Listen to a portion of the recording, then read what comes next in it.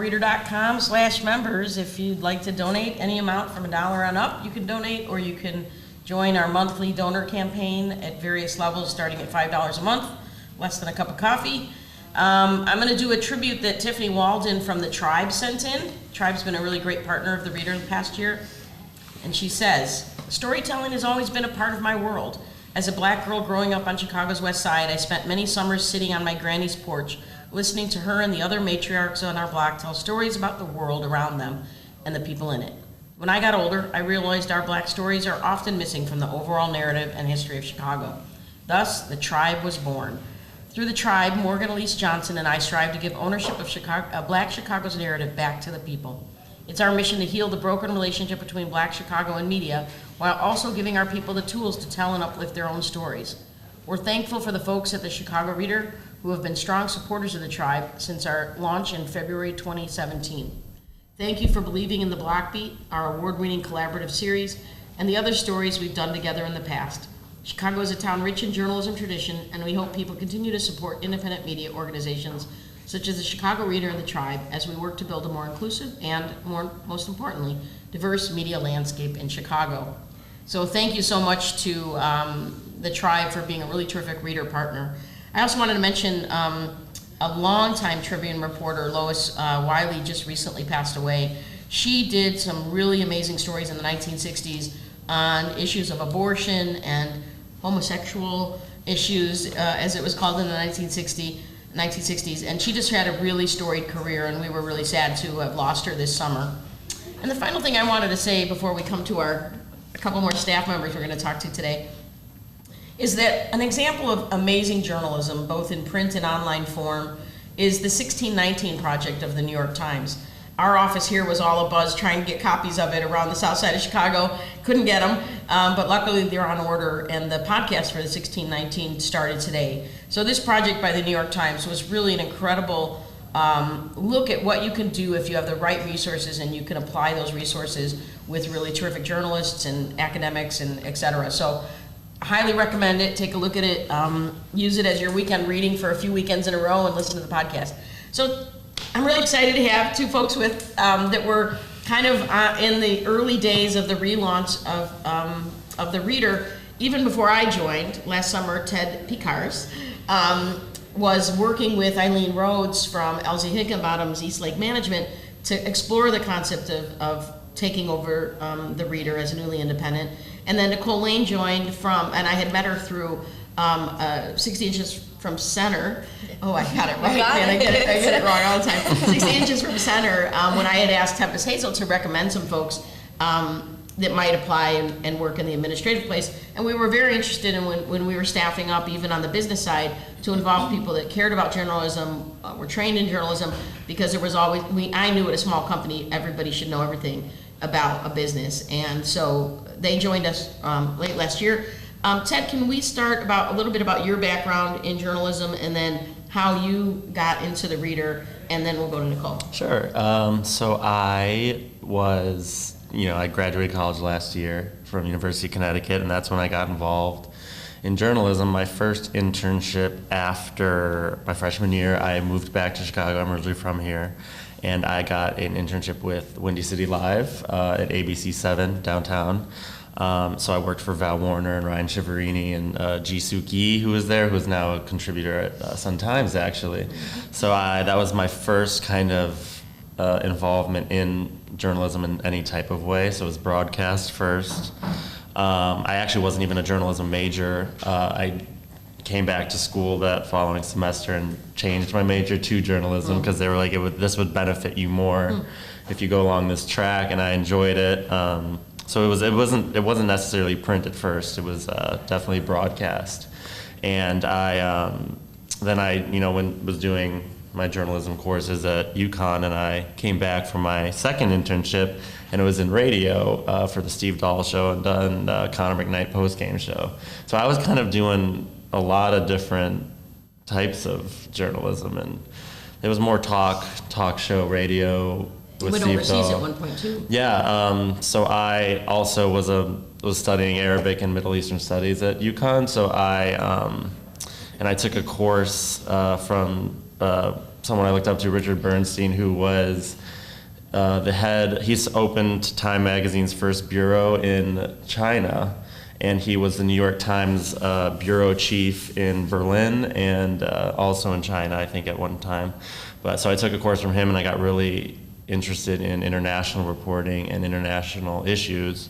So I did a abroad trip in Berlin, Germany, and then in Amman, Jordan, the following summer. Excellent. So last summer, Eileen Rhodes, because you know through your father, who's an architect for Elsie Higginbottom, you started the initial foray into meeting with the reader staff at the time. Yes, yeah. So me and Eileen and Dorothy Lavelle and Carol Bell were kind of put together by Mr. Higginbottom to like explore what the reader was and who was behind the reader, and kind of meet with all the staff members. So we did that, and that's when they were really deciding if they wanted to take over the reader. So excellent. Yeah, that was last summer. Excellent. Seems like a while ago, but it wasn't that long ago. So feels like forever. Yeah. And then Nicole, tell us a little bit about your training and background and how you came to Chicago and into this.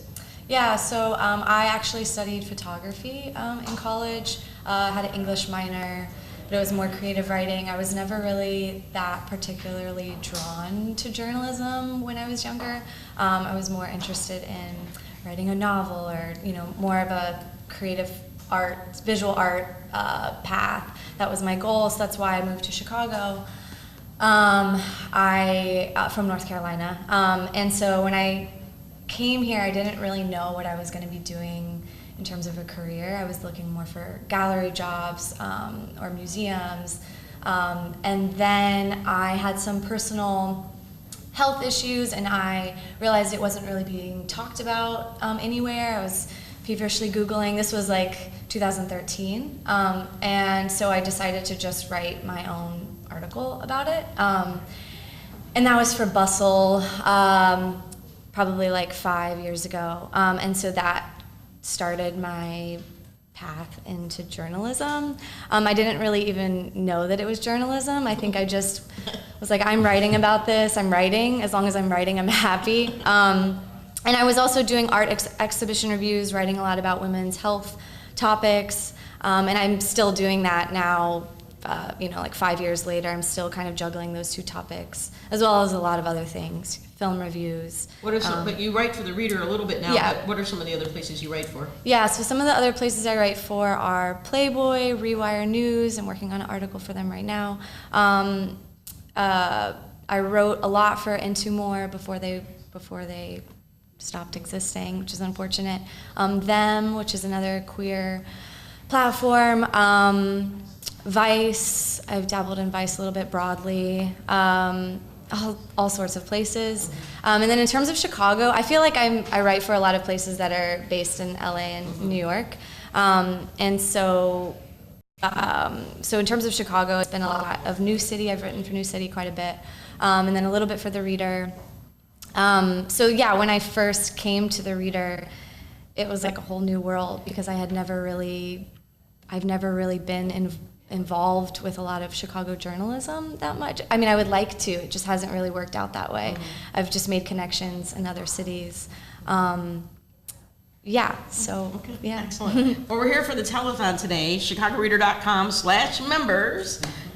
You can give one-time donation of any amount, $1 and up, or we have some set levels for monthly donations, where you can, for the price of a cup of coffee or something a little bit larger, you can commit monthly to help us do the journalism we want. We've really tried to bring in lots of new voices into the paper. I'm curious, I'm definitely of different generations ago of journalism, and have many role models. I can name both people who were writing before I was around, as well as those who were writing up till today, that I often find that I'm curating on Twitter, for example. It's my favorite journalists, right? Those are the ones I go to first. In a different way than I might have when I was buying magazines or newspapers looking for bylines. So who are the people that maybe inspired you before or currently in journalism? I kind of obsessively stalk a lot of journalists who I want to be like, or mostly just who I aspire to be like one day. So yeah, I feel like Trish Benedicts was my editor, and Two More, who's now is also a writer. And I just really look up to her and think that she's a great person. So that's somebody that I've looked up to. I also really admire a writer named Gabriella Alexa, who is, I think that she's in LA, but she writes a lot about bisexual topics, and also has like a non-binary clothing line. And I've been following her very recently. Lane Moore is another awesome writer. Yeah, we've actually had Lane in the office one time for an interview, but yeah. How about you? Yeah, trying to think if any writers come. I mean, I just read so much different stuff from so many different people, covering mostly foreign. I was really into foreign relations and foreign policy stories. So, like I said, Richard Bernstein, I'd read a lot of his stuff. I actually read his book before I had his class, and so it was really interesting. I mean, I'm not sure. Great. Well, just to wrap it up, so Ted is our client relations manager, and he also has started to do a little bit of writing, including film reviews. Yep. And Nicole is, say your title and you're doing a lot of different things. Yeah, I'm the editorial associate. I started as the office manager. Tracy was so kind to move me over to editorial, which I really appreciate. And so now I do like arts events listings. I deal a lot with freelancers, a lot of organizational things on the editorial side. Great. Well, thanks for being part of the Reader, the new Chicago Reader, chicagoreader.com/members. Brianna's holding that up. I'm not always remembering it. Brianna's reminding me. A great producer. So thank you all for listening in, and we've got some other guests coming up. So see you later.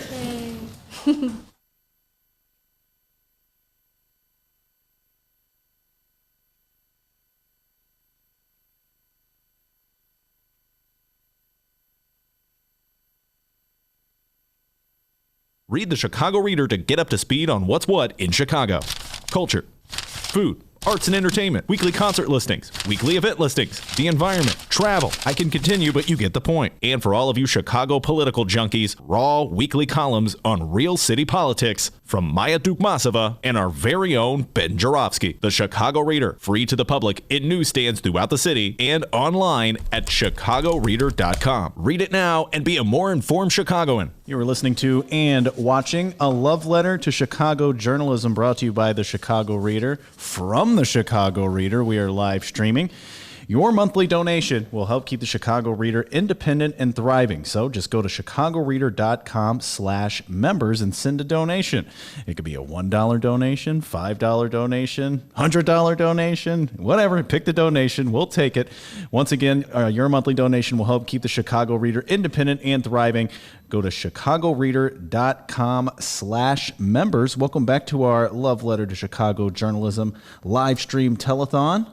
Brianna Wellen, how's it going? Hey, we're still here. I'm so proud of us. I know, we're doing it. Going. We're doing it. Throughout the day, we've had a lot of people sharing their reader stories, and I just had to bring these two people on because I met them at a Chicago Reader freelance open house, and they told me their very personal reader story. And so please welcome Josh and Sherry Flanders. Hello. Hello. They are current theater critics for us at the Reader, so if you recognize those names, it's maybe because you've read the reviews. But maybe you could just start from the beginning of the story of how you guys came to find each other through the Reader. Yeah, well, was it back 14 years ago, was it? Yes, it was the winter of 2005. Yes, it was a cold winter. Cold winter. One of my girlfriends, Carlotta, shout out, she asked me to help her write a profile for online dating. So I did, and then I also was like, well, I'm single, so I guess I'll write one for myself too. I wasn't really looking seriously. I didn't expect anything to come of it. And I got a few messages, and most of them were like, hey, girl, you're hot. And I was like, no, delete. And then I got one from this guy. It is empirically true. She is hot, and she had a very attractive picture that she'd posted of her emerging from some rocks out west, full cleavage and everything. Bosoms I was were like, out. hello. Yeah. Oh man, we need to do a photo shoot. My dating profile could use some sprucing up. So that's some good tips. Emerge Bosom from a rock. Yes. So yeah, so his picture had cats actually. I believe he had his cat Allie, black and white cat, and I was just like, check, man who loves cats. I'm there. But then was a risk. It was a risk, but it worked. It worked. A month later, because I was like very slow and not used to online dating, I did send him a message. And I'll backtrack to say that this was back in the day when online dating, children, was not always popular. And this was like a specific reader function. I'm like a Yes. child. So yeah. That you could send emails to each other through the reader Right. website. Yep. So the way they had it up was incredibly geared towards women's safety, I'll say it. A little sexy or sexist. It was men had to purchase emails to contact women, but women could just do it for free. Darn straight. And admission, dudes can be a little stalkery, So when you had to buy, I think it was like $20 for 4 emails. So you had $5 an email. So you had to really think about it, ooh, what am I going to say? You had to mean Who am it. I going to, of all these people, what are the 4, my top 4? So you had to really kind of think about it. And I was assuming that she posted this beautiful picture. I'm like, oh, she's definitely getting these guys being like, baby, you're hot. Correct. So I'm like very intellectual. right. So I thought I'd approach it with a sense of humor. So, I looked on her list and she was very literate and was reading a lot of books and had a lot of interesting things she was doing with her life and interests. And so, I complimented her on that. But then I kind of called out one book and I was like, really, Ayn Rand, Fountainhead? Negging. So, and then didn't hear from her for like a month. So I was like, maybe she shouldn't get my sense of humor. For the record, I did not know when I was reading that book that Ayn Rand was serious. I was like, oh, this is great fiction. Oh, I love the satire. And then afterwards I was like, oh, she's serious. Oh, she's crazy. So in a way, he helped you come to that realization. Yes, it's true. So he immediately brought it to my world. Yep. So we exchanged a few messages and then we met for our first date. Right. So we decided let's meet at a, easy to get to public place, not too much pressure. So we picked Mario's Pizzeria, which is down in the city near Division and Dearborn. And we were like, okay, let's meet and just have some pizza. And we both had backup plans. So I was Smart. so I had a Get me couple smart. who was going to call me just to check in so I could be like, oh, these friends of mine are calling, I got to go. And I ran to the bathroom to call one of my girlfriends, and I was just like, okay, no, he's cool. He doesn't look like he's going to murder me. Okay, cool. I'll talk to you later. Bye. So that happened. That's a good strategy, though. Everyone should have that backup plan, especially now. You never know who you're going to meet. Don't Totally. know. You got to And prepare. just have, me and my friends have a code word when it's, going well. Oh, what's you the word? don't need to call. I don't want to say it. Oh, that's true. No, wait. If I don't spoil it, don't You spoil never it. know which guys are I don't watching. want them to know. Umbrella. But yeah, but you ended up wanting to stay out anyway. Yeah, so we gave, so when my friends called at the designated time, I was like, it's going really good, She's really cool, beautiful. And they're like, well, listen, we're going to go hit this place called Green Dolphin Street and do some dancing. So if maybe you want to come out and dance, that would be really cool. So I should backtrack to say that I was training for the Chicago Marathon at the time, and that day I had done my first super long run, 10 miles, and I was so tired, I almost canceled on him. I was so tired, and all my laundry was dirty, so I ended up wearing this outfit that was possibly a little more seductive than I had intended for a first date, but it was the only thing clean, so I was like, he'll deal with it. thumbs up, thumbs up He'll for either that. like it or it'll be Yeah. done, and then I won't have to waste my time. I definitely was not wearing anything seductive. Not He in the looked car. I good. looked schlumpy, I'm sure. No, he looked great. And then it just kind of took off from there. Yeah, well, we, Lynn Jordan and the Shivers were playing at the Green Shout out Dolphin to Street. Lynn. Lynn, we love you. She's the best. And definitely see her. She's amazing and still performing. And man, you know, this R&B band and this just, you know, killer singer, soul, and R&B just got up there and rocked the house. And And he asked me to dance, which is right there, like, that's the clincher. If you don't dance, I'm like, no. That's no fun. You've got to Right. be able to get up and dance. Right. So that Right. happened. And then we were talking about architecture. And so I was like, oh, there's this cool building in Evanston, and I don't know what it is, but it's really, really pretty, and I've always wanted to see it. And it turned out that it was the Baha'i Temple. And I didn't know that because I was new to the city at that time. And they were like, oh my gosh, we should go on a tour tomorrow. And I was all like, no, you're gonna ruin this for me. Don't push it. You know, you gotta be chill. You Have the can't be second date like, right away, hey, let's right? get together Yeah. tomorrow first thing. Like, this is going so well. But we did. We went for pancakes at Walker Brothers Yeah. in Evanston, and then we went to the Baha'i Temple for a tour. And we were just doing bits the whole time. It was Like, honestly, but there's too much material there. I mean, it's so let's great. not be disrespectful. And it's, We'll it's just- beautiful. And then I'll take that conversation offline. But it's beautiful. The love the architecture Baha'i is Temple. gorgeous. Yes. The roof looks like lace, and I love it. And Oh, it's it was incredible. Very nice. A good place to Yeah. set a love match. So, you know, and then we started hanging out like all the time, and fast forward 14 years. Yep. Here we are. So what was it like to come back to the Reader as journalists and have that be a part of your life every week after that brought you guys together, like in that direct way, not just as a reader? We definitely didn't see it coming. I mean, like, I fell into criticism somewhat by accident anyway. And so when the opportunity to write for the Reader came up, shout out to Tony Adler, who brought me on.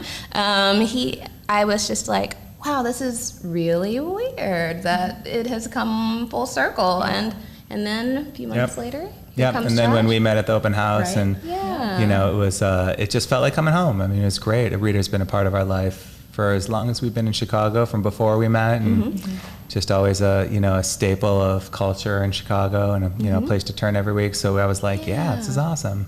And it's really cool to see the Reader growing and doing everything that it is and still serving the community. And I mean, I love it. I love being able to see so many theater shows and write about them week after week, because this is just such a great art city, and I love it.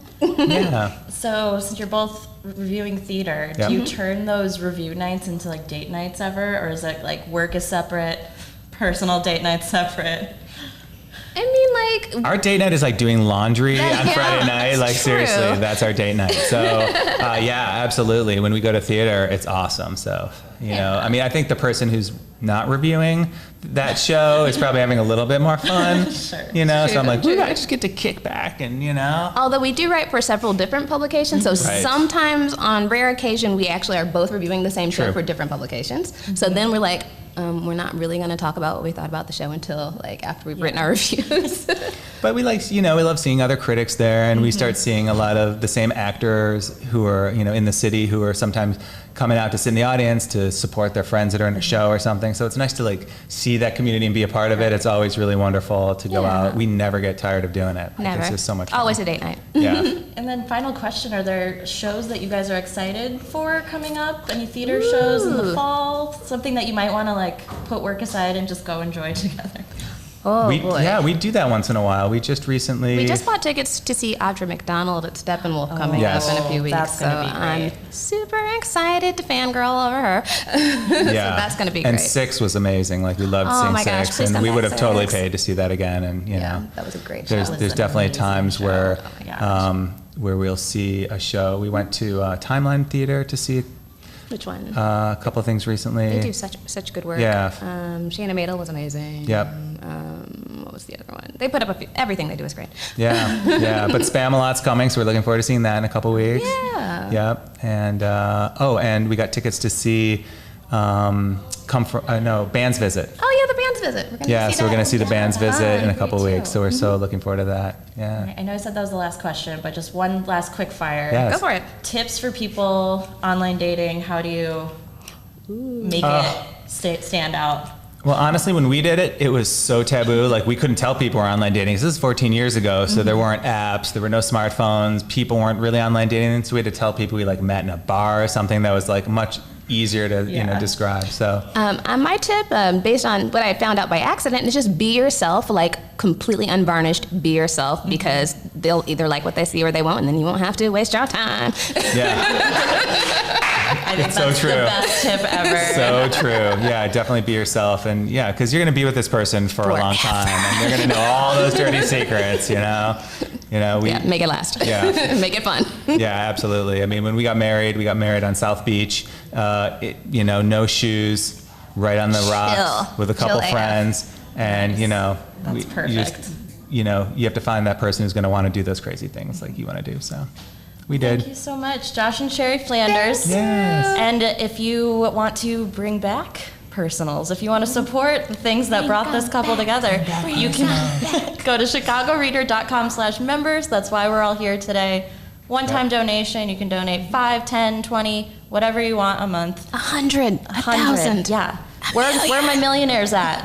Shout out to billionaires. Yeah. We are also fundraisers. You wouldn't know that, but like in our day Bring in job. the money. Yeah. Bring in the money. Please support the so reader. much, guys. Thanks. We love Thanks you, so reader. much. We love you, Yay. viewers. Bye.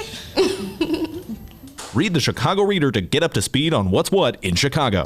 Culture, food, arts and entertainment, weekly concert listings, weekly event listings, the environment, travel. I can continue, but you get the point. And for all of you Chicago political junkies, raw weekly columns on real city politics from Maya Dukmasova and our very own Ben Jarofsky. The Chicago Reader, free to the public in newsstands throughout the city and online at chicagoreader.com. Read it now and be a more informed Chicagoan.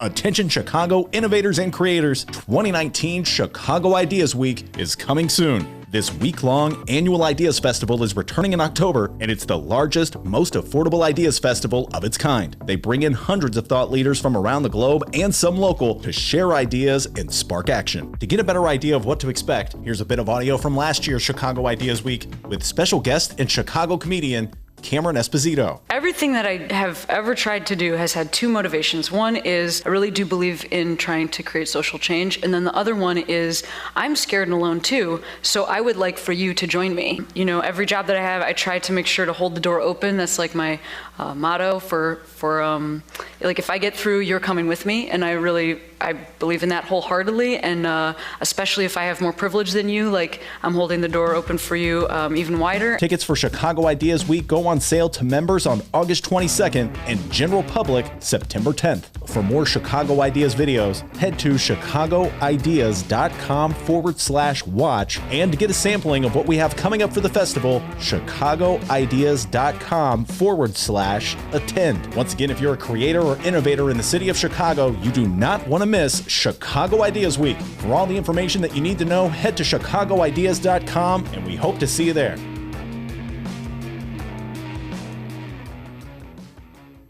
You were listening to and watching A Love Letter to Chicago Journalism, live from the Chicago Reader here in Bronzeville.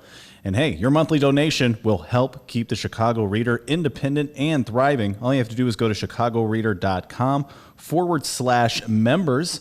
And for those who may not be great at spelling, MEMBERS, chicagoreader.com/members. Send us your donations, $1, $5, $10.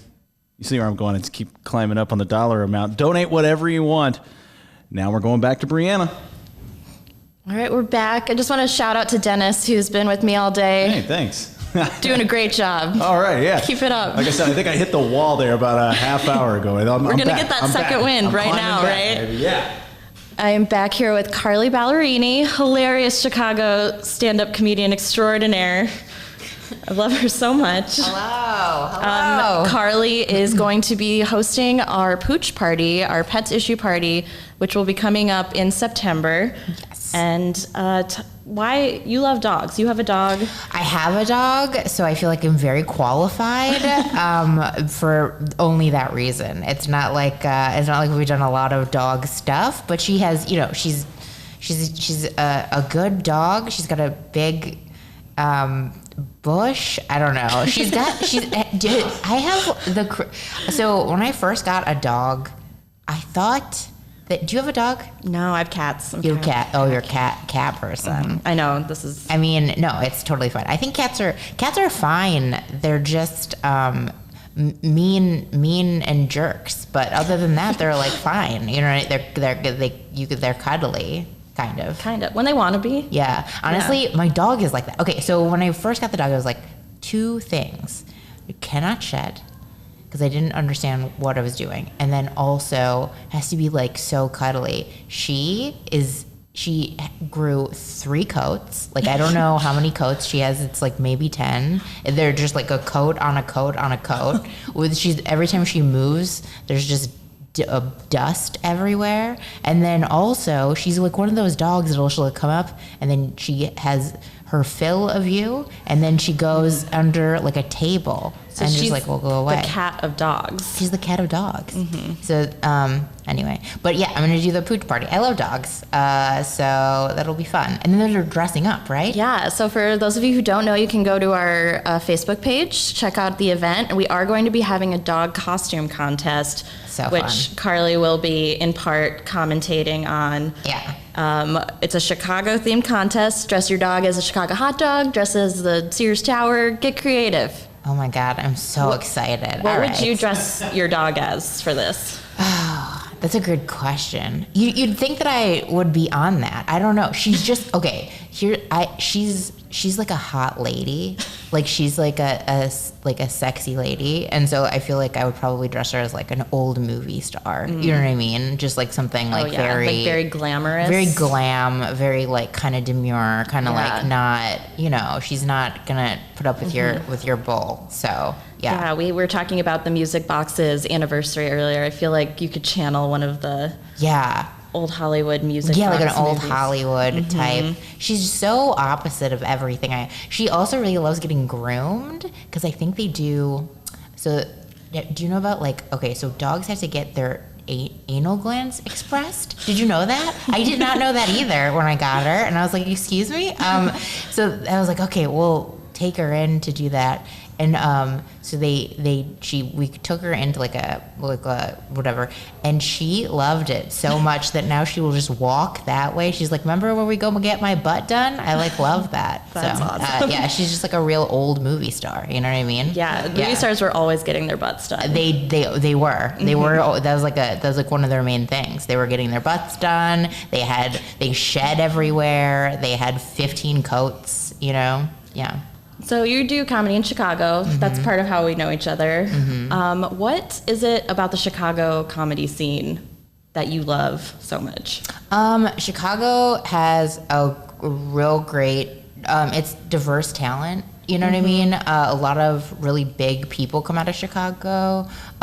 You can see kind of like where comedy's going by what Chicago's doing, and that's kind of been true for, I think, 10 plus years. I feel like the people that come out of Chicago who go to LA and go to New York are the people that kind of shape what comedy is doing. So it's just like a really great place to see people starting out and like forming their voice.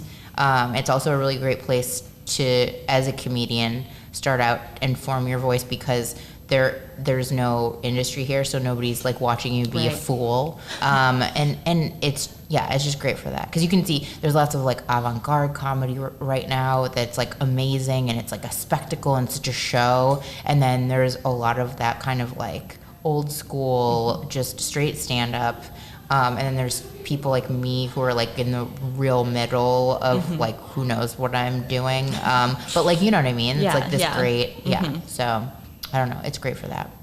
And like, so on any given week, are you going to mics? Are you going to shows? What could you recommend to people who might not know about? Yeah. Okay. So because it's so diverse, it just like, you kind of got to go to a bunch of stuff and figure out what you like. If you know that you just like straight stand up, I would say go to one of those straight stand up shows,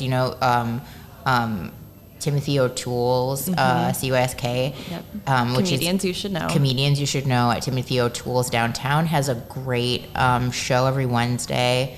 They do a lot of just straight stand-up.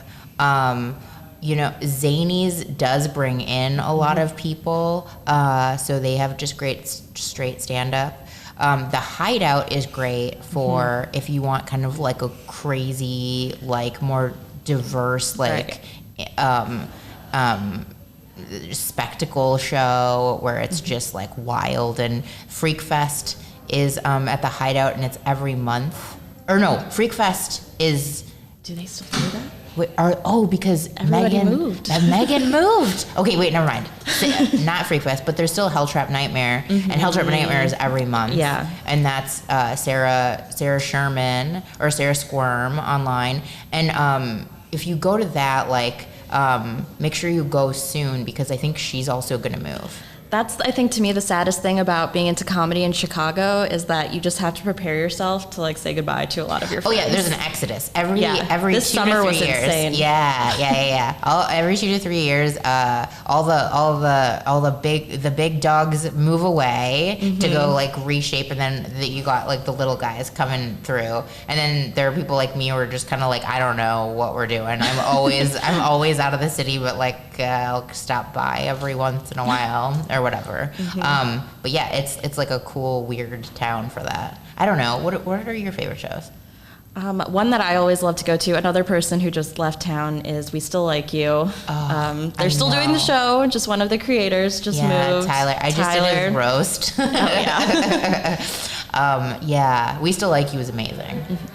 I think there's a lot of great shows that you can make fun of your own shame, which We Still Like You, that's the whole concept of that show. But there's definitely in Chicago now a more trend towards talking about personal things and sort of forming that connection with the audience and other performers instead of just going up and like making funnies. Oh, totally. I mean, that's the stuff that I like, is like that real, like, personal, like, this is my dad and this is my mom, something, ha ha ha. That stuff is like great.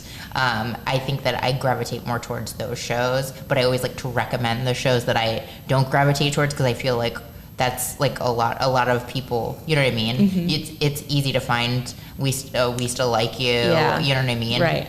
Is what I feel, but also that's probably just because I'm looking for it. So go to We Still Like You, actually. Just look it up on social media. They'll tell you where the next one is. That's a great show. Yeah. So. And do you have any shows coming up that people should check out other than our pooch party? You could go to camp. I have a camp on pretty soon. Where is that? That's every Monday night at Village Tap. Okay, thank you. Every Monday night at Village Tap.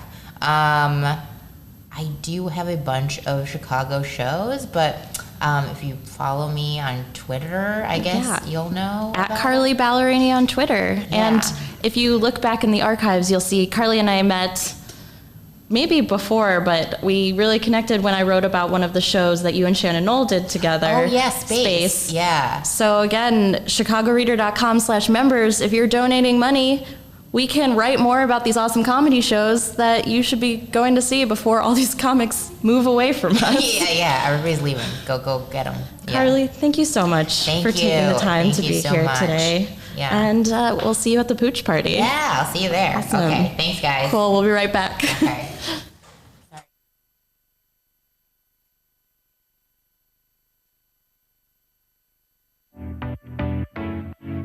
Attention Chicago innovators and creators, 2019 Chicago Ideas Week is coming soon. October 12th through the 17th, this annual Ideas Festival is back, and it's the largest, most affordable Ideas Festival of its kind. They bring in hundreds of thought leaders from around the globe and some local to share ideas and spark action all across Chicago. To get a better idea of what to expect, here's a bit of audio from last year's Chicago Ideas Week with special guest and Chicago comedian Hannibal Buress. The real reason I came home is just because I was traveling a lot anyway. I wasn't in New York that much, and I don't have a full-time job in New York. I work a lot, but I'm not in New York, so it was just like I don't need to be here anymore. And also I just wanted to work on different stuff here in Chicago. So I have this center that I'm working on the west side, Melvina Masterminds. It's going to be arts and then a tech program and after school programming for kids in the North Austin area. So just wanted to be back. There we go. October 12th through the 17th, it's 2019 Chicago Ideas Week. Tickets go on sale to members on August 22nd and to general public September 10th. Once again, if you're an innovator or creator in the city of Chicago or even outside the city, you must join us for Chicago Ideas Week, October 12th through the 17th. For tickets and event information, head to chicagoideas.com. That's chicagoideas.com, and we hope to see you October 12th through the 17th.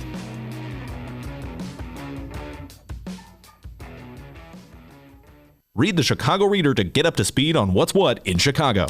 Culture, food, arts and entertainment, weekly concert listings, weekly event listings, the environment, travel. I can continue, but you get the point. And for all of you Chicago political junkies, raw weekly columns on real city politics from Maya Dukmasova and our very own Ben Jarofsky. The Chicago Reader, free to the public in newsstands throughout the city and online at chicagoreader.com. Read it now and be a more informed Chicagoan. Hey, welcome back, everybody. You are listening to and or watching A Love Letter to Chicago Journalism from the Chicago Reader. We're live at the Chicago Reader offices here in Bronzeville.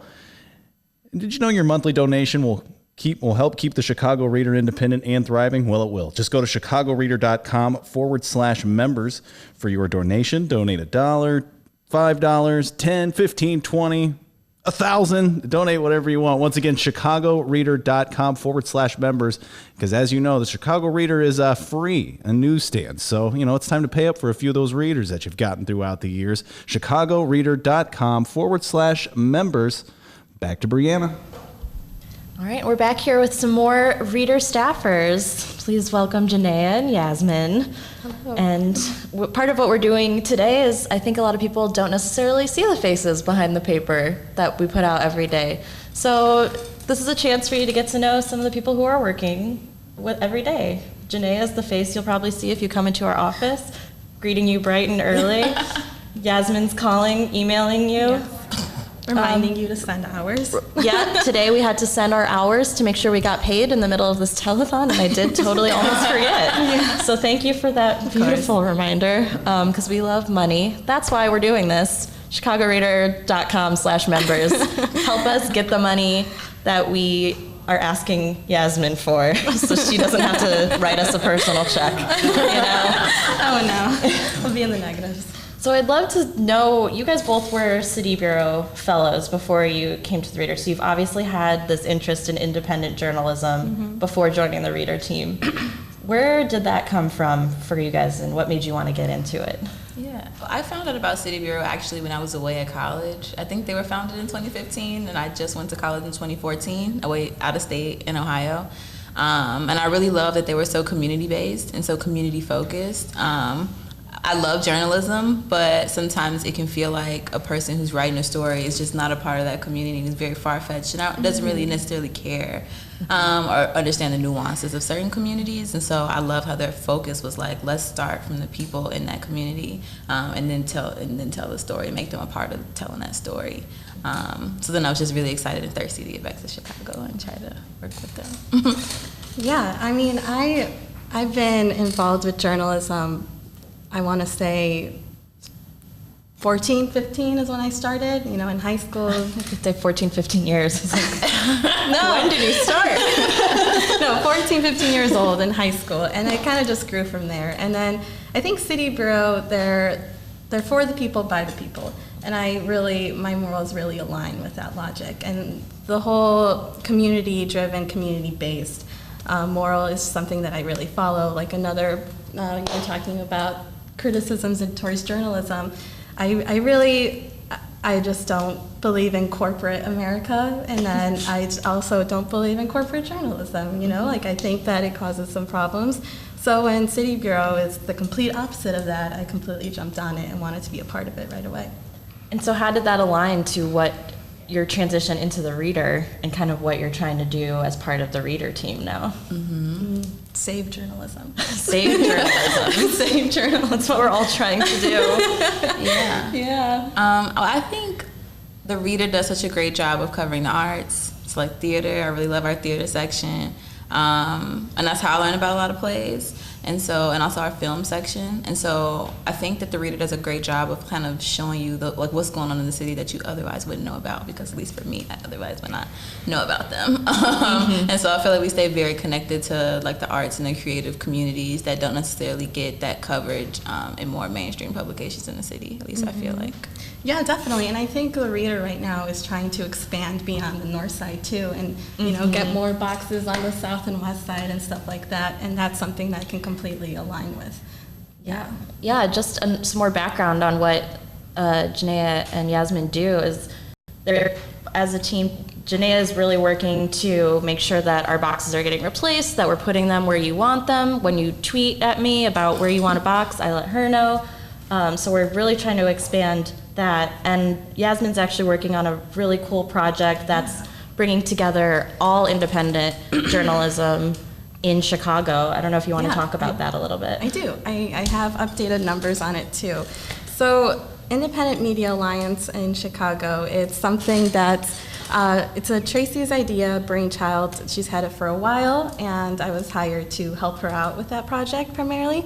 So we started with like 130 local, independent, community-focused media outlets in Chicago. So that could either be radio, TV, newspaper, digital only, nonprofits, etc.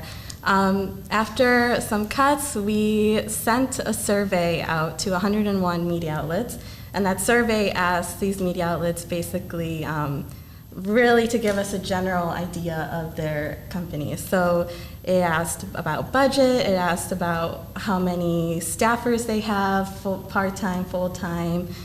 It asked about their audience reach, pretty much just to get a good idea of who they are. So we sent that out, I think, 2 weeks ago, and we have 29 responses. I thought it was 32, but I miscounted. It's 29. We're journalists, right? Numbers confuse me, they really do. So yeah, we have 29 of those, and to get exact, we have 6 newspapers, and that includes La Raza, Southside Weekly, the Arab Daily News, Austin Weekly News. Magazines, we have 6. That's Streetwise, New Cities, South Shore Current is one of them, 1 newsletter, 10 digital-only websites, so one of those is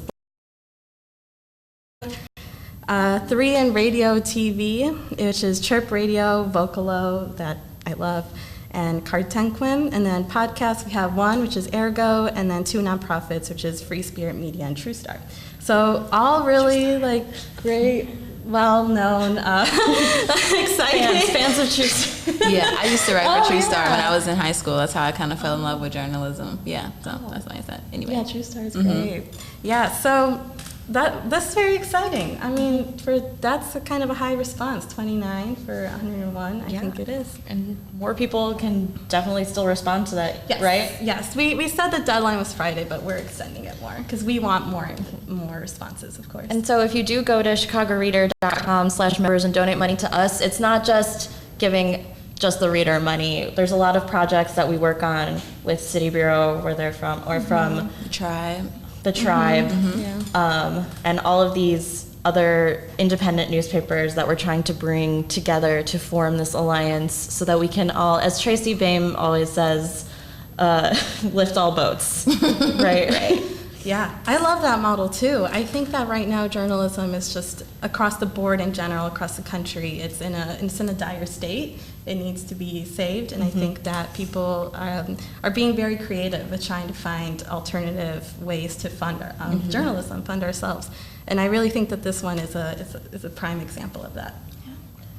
So we'll leave on this last question. Tracy's been kind of asking this throughout the day, and I'd love to know what you guys have to say about this, of writers that you first read that made you want to get into journalism, or like journalists that you really admire now who you're keeping tabs on. As far as Chicago goes, Natalie Moore. Like, wow, Dang. what a boss. Like, she's great. I learned so much from all of her reporting, her writing, and I read her book, The South Side, when I was away at school. And I really feel like I learned so much about where I'm from. It's kind of like you grow up, I'm from the South Side, from the far South Side, Brainerd. And so it's kind of just like when you grow up, you don't think about what was really going on before you got there, like how you got there. And I really feel like reading the South Side helped inform me, like beyond my family, like how I got to Chicago. And also, I think her name is Hannah Nicole Moore from the New York Times. I hope I'm not saying her name wrong. But she's great, so yeah. That's right. Yeah. I think you got Last it. name might be more. I have 2. One, Jay Shefsky. He's a longtime producer at WTTW, and I grew up watching PBS. Like, I think PBS is one of the things that got me into it. Like, coming home from school and like watching Clifford and stuff, but then also boop, switching the channel and like watching documentaries and stuff like that. So both got me really into it. And Jay Shefsky has been producing there my entire life. Like, he's been there for 30 or more years. So just, I don't know, I think that he is a visual storyteller. So I'm very into multimedia and audio and any sort of visual storytelling. So I think that, I don't know, he produces some beautiful 10-minute segments, and he really has always kept that, like, not linear perspective, but all around Chicago, trying to tell as many unique stories he can. And when I was interning at WTTW, I got the privilege of shadowing him on some shoots, and he would always tell me, like, I never do any features or profiles on famous people, because that's overdone. I always try to uplift, like, a normal person, a normal Chicagoan. And I think that's the beauty of journalism, because you have this ability to uproot someone that normally wouldn't get that coverage or that, you know, that I don't know, I can't think of it, but you know what I'm trying to say. And I feel like that's something that we really try to do at The Reader, too, is we're not going to write about the most famous musician coming to town, or like, not in depth. We might write about, somebody who we love. But when it comes to local coverage, it's all about uplifting those people who might not otherwise be written about somewhere else. Yeah, I think my second also is Maria Hinojosa. She was my professor at DePaul, but she works, she started her own company, Futuro Media Group, and she honestly is one of the journalists leading the charge in regards to reporting on any sort of Latino issue in the country right now. And I think we all know that there's a lot of going on in that regards. And she's not shy about being vocal about all the injustices that are happening right now with this administration. And I think that she really plays a fine line between activist and journalist. And it's very interesting, like, as an upcoming reporter in the field, to learn how she balances that. So those are my two. That's something really interesting that I was actually talking to Ben Jarofsky about, how it is very different now. That you don't have to necessarily keep your opinions to yourself if you want to be a reporter or a journalist. And I think that's a cool moment that we're all in journalism. I think also it kind of was foreshadowed by a lot of, like, I think of Ethel Payne, like, she was a black journalist, a lot of black press, Latino press, press coming from marginalized community kind of in the beginning had to advocate for their communities because mainstream papers weren't. And so I think about that when we say that now. I think that journalism has a lot of times come from that place, period. So. Janae and Yasmin, thank you so much for joining me at this segment of the telethon. Do you guys want to plug your Twitters where people can find you? Anything like that? Yeah? Sure. Yeah, my Twitter is Yasmin Amelia D, so it's my first and middle name and D. And you can follow me. Yeah. My Twitter is JANAYAGR. Cool. Awesome. Thank you so much, guys. And we're going to continue this love letter to Chicago journalism. If you want to go to chicagoreader.com/members, you can donate right now. Show your love with your money. You can do a one-time donation. You can sign up for monthly donations, 5, 10, 100, 1 million we're putting out there. The first person to donate $1 million a month gets a really cool prize that we will think of later. We'll be right back with more of that. Read the Chicago Reader to get up to speed on what's what in Chicago. Culture, food, arts and entertainment, weekly concert listings, weekly event listings, the environment, travel. I can continue, but you get the point. And for all of you Chicago political junkies, raw weekly columns on real city politics from Maya Dukmasova and our very own Ben Jarofsky. The Chicago Reader, free to the public in newsstands throughout the city and online at chicagoreader.com. Read it now and be a more informed Chicagoan.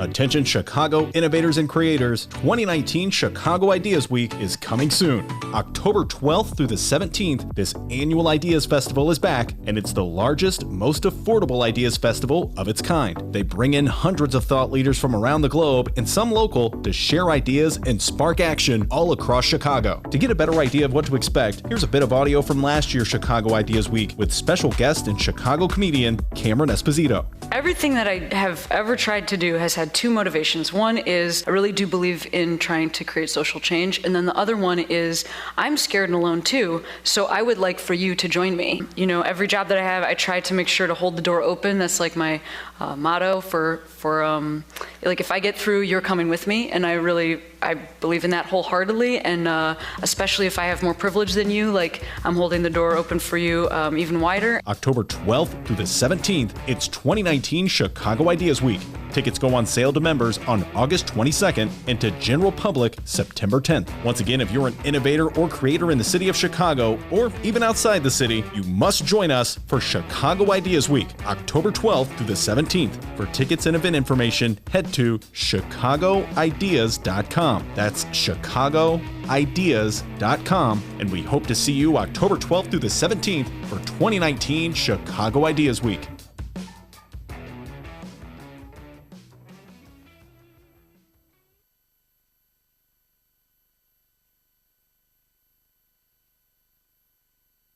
All right, everybody, we are live from the Chicago Reader office in beautiful Bronzeville. And you're listening to and or watching A Love Letter to Chicago Journalism, brought to you by the Chicago Reader. And just keep in mind, your monthly donation will keep the Chicago Reader independent and thriving. All you have to do is go to chicagoreader.com/members. We are looking for your donations. And I'll say it once, I'll say it again here. You know, the Chicago Reader's free, all right? It's time to start paying up a little bit for all those free readers, all right? All the early warnings you've gotten about concerts and stuff. Time to pay up, all right? So we're going to go right back now to Brianna. And I'm here with Jen Sabella, one of the founders of Block Club Chicago. Hi, Jen. Thanks for coming. Thanks for having me. So you guys are no stranger to the donation, pleading for money like we're doing today. We're all about that life.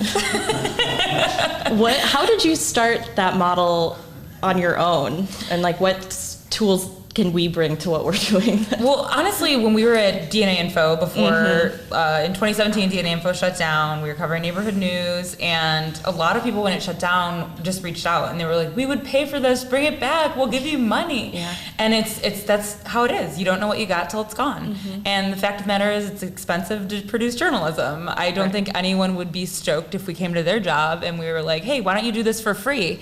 So nor should journalists who work really hard. Our reporters are out there, you know, all day, every day. So we decided to launch like a subscription model that's also a nonprofit. So we're trying some different things. We started with a Kickstarter, a tote bag, you know, get a tote bag. I've seen those out in the city. Good job, everybody. With I'm all about merch. I gotta say, I was inspired by like the NPR model. I was like, hey, I've been giving to public radio for years. Why not ask for this on a local level? So yeah, we're doing it. We're a year in, and it's, you know, it's a hustle, but it's great, and I'm really happy that we're independent nonprofit. We're not owned by a billionaire overlord anymore, and that's just like our readers can know that and trust that we're in this for the right reasons. I think it's interesting that in this time where we have the internet and you can get news from anywhere in the world, that it seems like there is this real need and interest in the hyperlocal reporting like you guys do at Block Club. Where do you think that comes from? I just think it's like you go, I don't know, there's so much news about like national news. There's so much political news. There's so many like major national news outlets covering the same thing. You turn on Channel 579, like if it's a national newscast, it's going to be the same story. That's not really relevant to people's lives. I mean, it is. You need to know what's going on in the world, absolutely. But local news just has been so gutted by the like death of advertising and the death of print. And there's nobody watching you know, the neighborhoods anymore, or City Hall on a local level, or in a lot of the suburbs. We're not in the suburbs. I always am like, man, the suburbs need like some hyper local reporting. And it's a hard business model. But I think if you do it right, people will pay for it. And I think that's what we're trying to prove at Buck Club. Like, we're covering your neighborhood. It's super local. I'm talking, here's when the church, the rummage sale is local, but it's relevant to people. And I think it's about being creative and figuring out, you know, what people want and what they need, and just trying to serve the public, I guess. And the most recent, like, spectacle example is Gator Watch. Yes, Chance the Snapper. Chance the Snapper. Yeah. It went crazy, like, nationally. Yeah. What's the process of getting that story, and what are some of the other stories like that you've seen really take off in that way that are so hyper-local? Yeah, we've had a couple this month, or this summer, I should say. So Mina Bloom broke the story of Chance the Snapper. That was also just a reader who reads us every day, who was walking out in Humboldt Park at like 6 a.m. and like called. And he's like, I just saw a gator in Humboldt Park. And we were like, okay. And Mina, actually, she has a reading at the Hideout next week that everyone should go check out. But she tells the story of us assigning this to her. And she was like, oh, God, really? Like, you're going to send me? I'm going to be standing out in the park all day. It's probably a log. But it was not a log. And what we did was we kind of just jumped on it. We could tell right away that the story, like, we knew immediately when the guy called that the story was going to be a big hit, because people love urban animal stories, as we call them.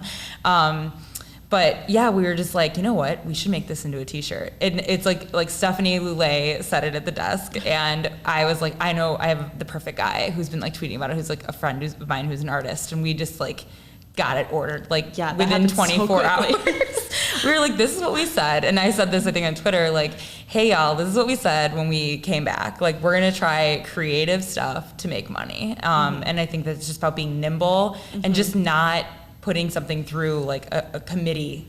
Sometimes just, like, going with the idea and throwing it against the wall and seeing if it sticks. And that's what we're doing today. Thanks for watching, everybody. Don't forget to go to chicagoreader.com/members to give us money for this 12-hour telethon. Part of what the telethon is today is a love letter to Chicago journalism, and I'm wondering what Chicago journalists that you saw that made you get interested in journalism, or people that you really closely follow now who you think are doing great things and need to be highlighted. Yeah, so I got into journalism. I was always just like a nosy kid. I always like wanted to get in on everybody else's business, and I also like to write, so it was kind of a good combination. I read a lot of like Sassy magazine, so from a young age that was my jam.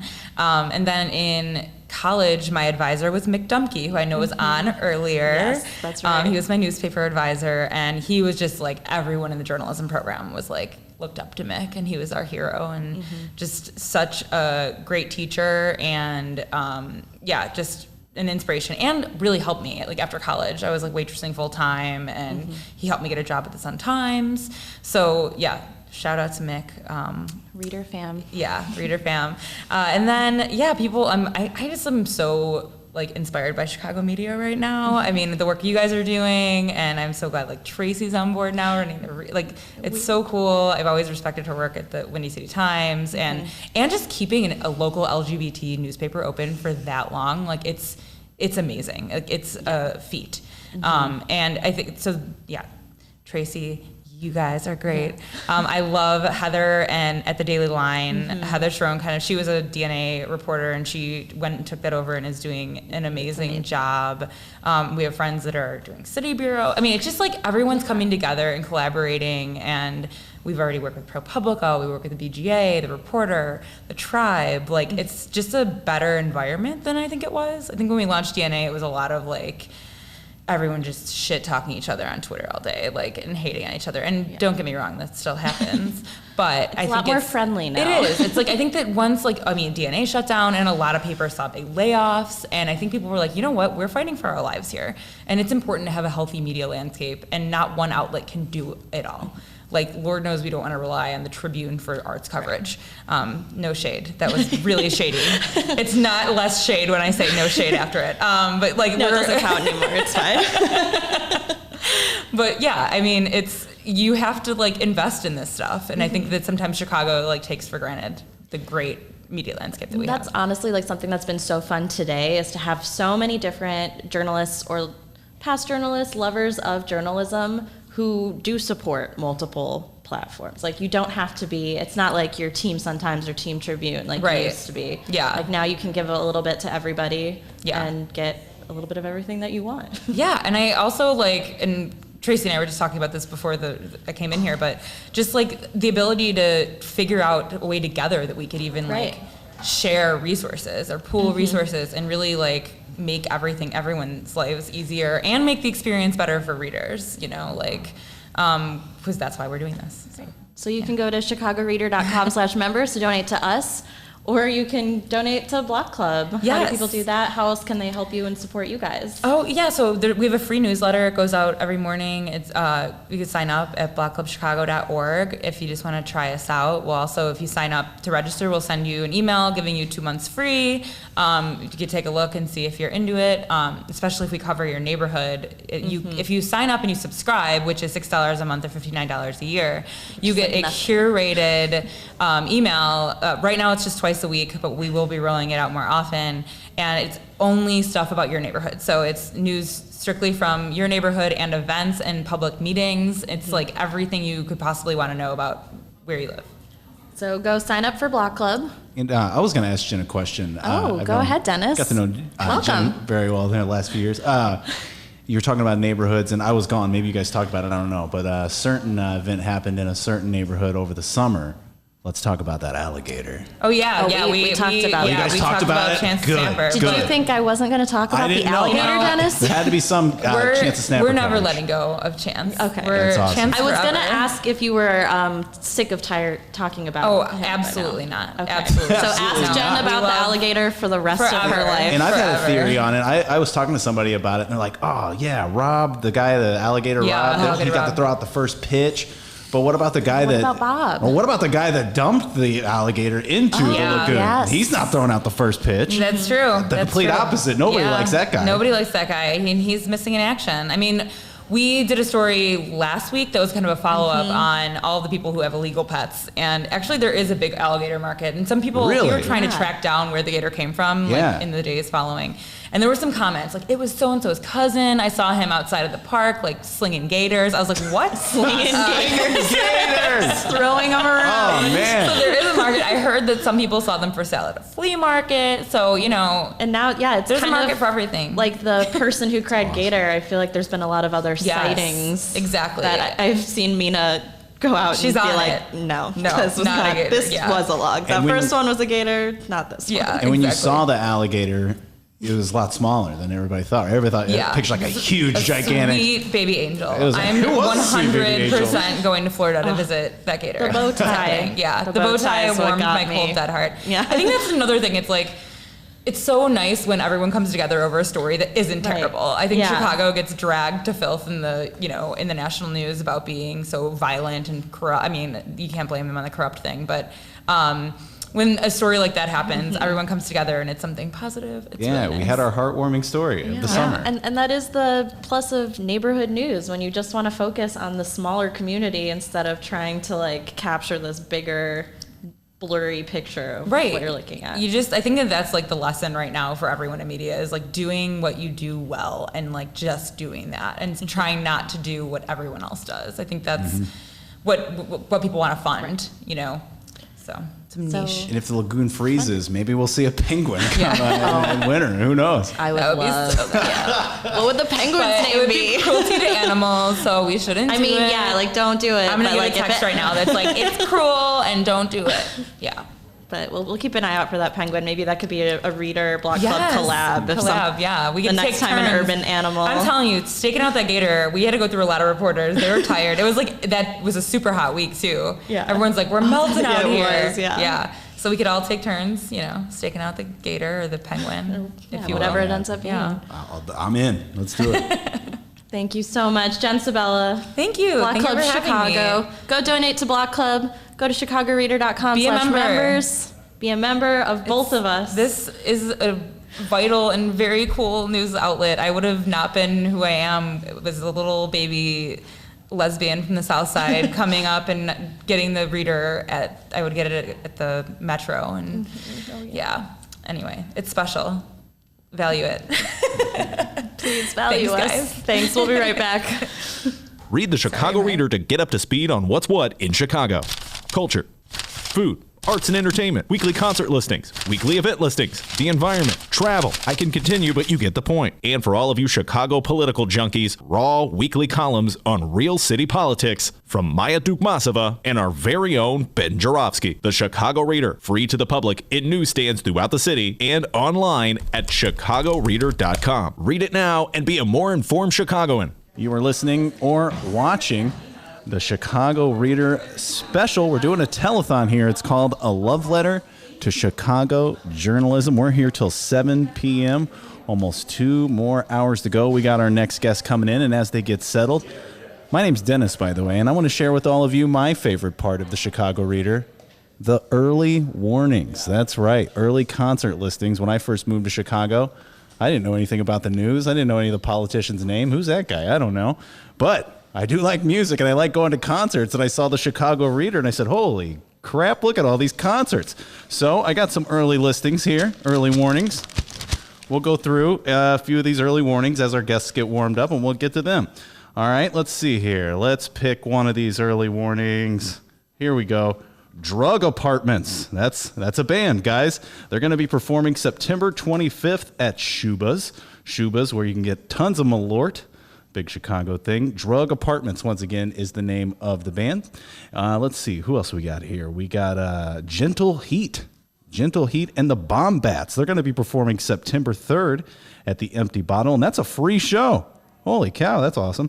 Once again, Gentle Heat and the Bombats, September 3rd, 8:30 p.m. at the Empty Bottle. Oh, here we go. King Diamond, and I think maybe one of the coolest band names to ever be a band, Uncle Acid. They're going to be coming to town. King Diamond, Uncle Acid, and the Deadbeats. They're going to be at the Riviera Theater. Let's see here. That's a long ways away, actually. That's in November. So if you're a big King Diamond and Uncle Acid fans, get your tickets now. Lenny Kravitz will be performing at Ravinia. You know when you're an older artist when you get booked at Ravinia, by the way. Lenny Kravitz at Ravinia, September 7th. That's in Highland Park. And one more just because, I like this band name too. Or maybe a rapper. I don't know. Here we go. Lil Wayne, Move Over. Lil Yachty, Get Lost. We got Lil Booty Call. This is Lil Booty Call. Lil Booty Call is going to be performing at Subterranean on September 3rd. If you like concerts as much as I do, you should check out the Chicago Reader. Fantastic early warnings. One of my favorite things here ever since moving to Chicago. Go check it out. It's the Chicago Reader. And like I said, you are listening or watching A Love Letter to Chicago Journalism from the Chicago Reader. And your monthly donation will help keep the Chicago Reader independent and thriving. All you have to do is go to chicagoreader.com/members. chicagoreader.com/members. And we are now joined by interns here at the Chicago Reader, Andrea and Aaron. Take it away. What's up, y'all? Hi. We're happy to be here. I certainly am ecstatic. I think we have. Shut up. I think me and Andrea have really bonded during the past few weeks that we've been here together. Andrea's been here a little longer than I have. Yeah, I got here a couple weeks earlier than you. Yeah, but look, we have a special bond here, which is why we're kicking off this special segment. Mm-hmm. I guess we'll go more in depth about us. So my name is Aaron Allen. I'm 22 years old. I graduated from the University of Missouri Columbia last year with my degree in journalism. I am a digital intern now with the Reader over the summer. And I guess we'll pass it on and learn more about us as we go. I'm Andrea. I'm 21. I'm going to be a senior at Northwestern this year, studying journalism and global health. So I've really enjoyed my internship so far at the Reader. It's been good getting to know everyone here. Definitely writing some stories for print and for digital. I guess we could talk about what we've reported on. Yeah, well, so I'm from Chicago. I'm from the west side of the city in the Austin neighborhood. So I've been, familiar with the Reader for a long time. I love Chicago journalism, and being from Chicago really inspired me to want to be a journalist in general. But Angie is not from Chicago. Yeah, I'm from Boston, so I get a lot of flack in the office for that. Yeah, so since we're talking about like a love for Chicago journalism and just the city in general, can you talk about like the transition of coming from Boston to Chicago and like what that has been like, what's different about Chicago, et cetera? I definitely feel like I've learned a lot about Chicago kind of through journalism, kind of reporting on the city at the Reader, and then in past reporting experiences, I've gotten to know people who I wouldn't know otherwise, and just gotten to explore a new place. I would say that sometimes I feel like I know more about Chicago than I do about Boston, because I never really had that opportunity to explore the city through interviews and stuff like that. Do your friends think you've changed back home? I don't think so. I'm not like acting super nice and Midwestern or anything. I think I'm still the same Is that person. our reputation? Is that Chicago's reputation? Yeah, everyone's, well, not Chicago specifically, but everyone's like, oh, the Midwest people are polite. Boston, they say massholes. So you know what that stands for. Well, we're not alone. We've actually brought a very special guest with us. This is a very special member of the Babe Cave in the Reader offices. This woman, this is a woman of many talents. She is the creative lead here at the Reader, and I think she'll be a pleasure to have join us in this conversation. So can we get some like claps for Sue Kwong here?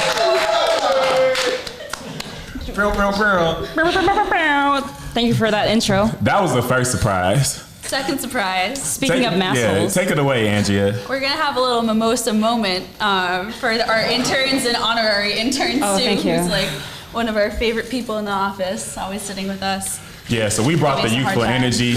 What's a celebration without the libations, So let's see, well. Aaron just came up with that. Yeah, you can pop it.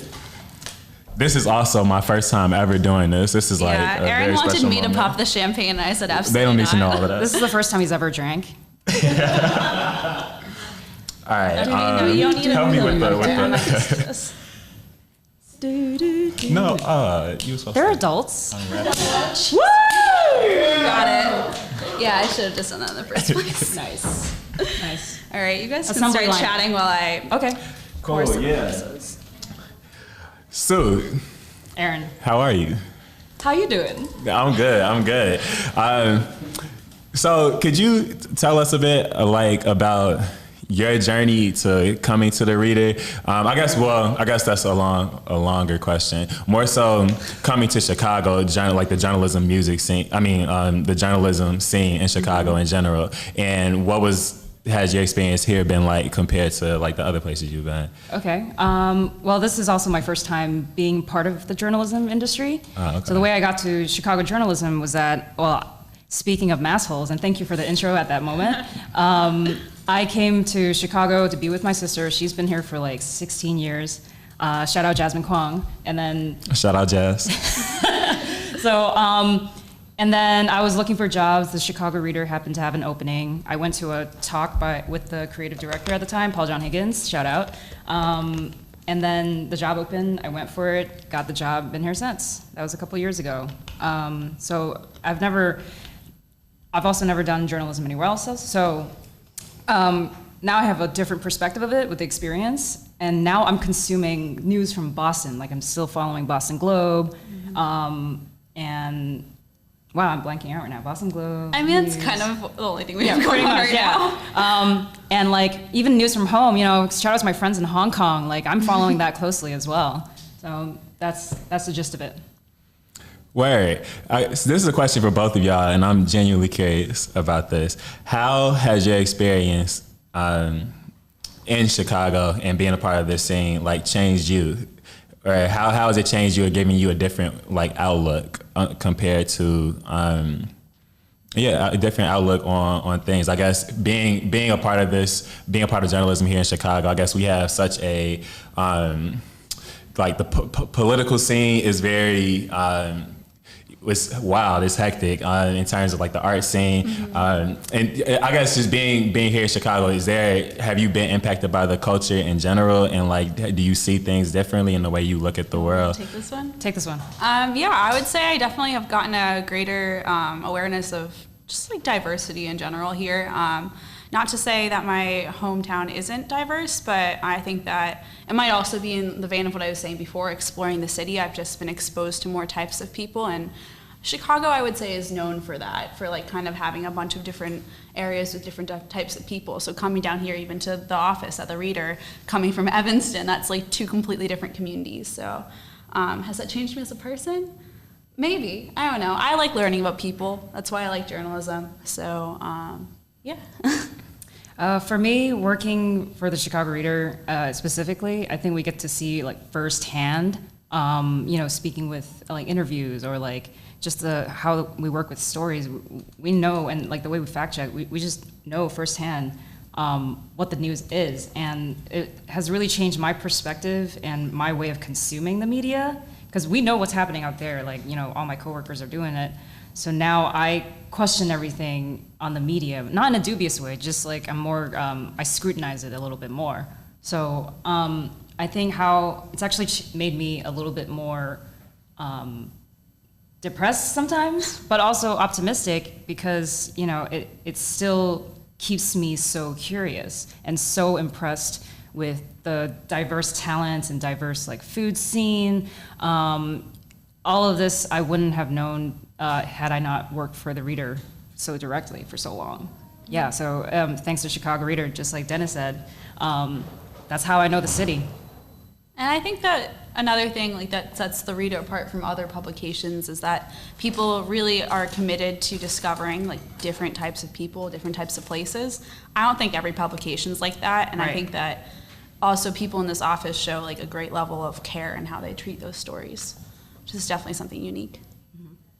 Yeah, I would agree. I mean, obviously I come from it from a different worldview or perspective being from here, but definitely as I've journeyed into my journalism career, it's definitely given me a different outlook on the city, as far as understanding institutions, especially, and looking and really seeing how the city was shaped, and how it continues to kind of still be impacted by a lot of these institutions. It's also given me a different outlook in terms of the journalism that I actually value. And so having a more of a emphasis on community journalism, on local sources of information has been super.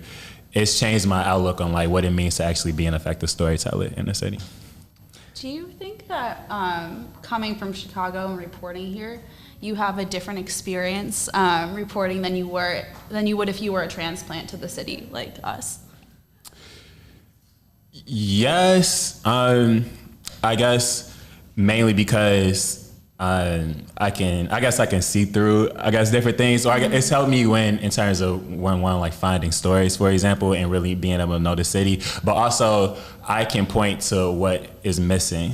So for example, me being from the West Side, I know that there's been a super lack of, the West Side is very underrepresented in terms of news coverage. Mm-hmm. And so me being from the West Side, I kind of made it something of a mission of mine to be able to amplify voices on the West Side of the city, for example.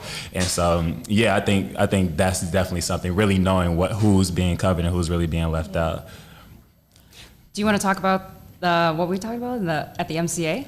Yeah, yeah. So of course, Virgil Abloh has his exhibit now at the MCA, and it's been extended for another week. Sue recently went, and so I'm curious about your thoughts on it, or what your takeaways were. I did want you to talk about it because you're from Chicago. Mm-hmm. Virgil Abloh is from Chicago. Actually, he was a senior in architecture at IIT. We're around there in Bronzeville, so of course, like you have a different perspective of it, and you liked it.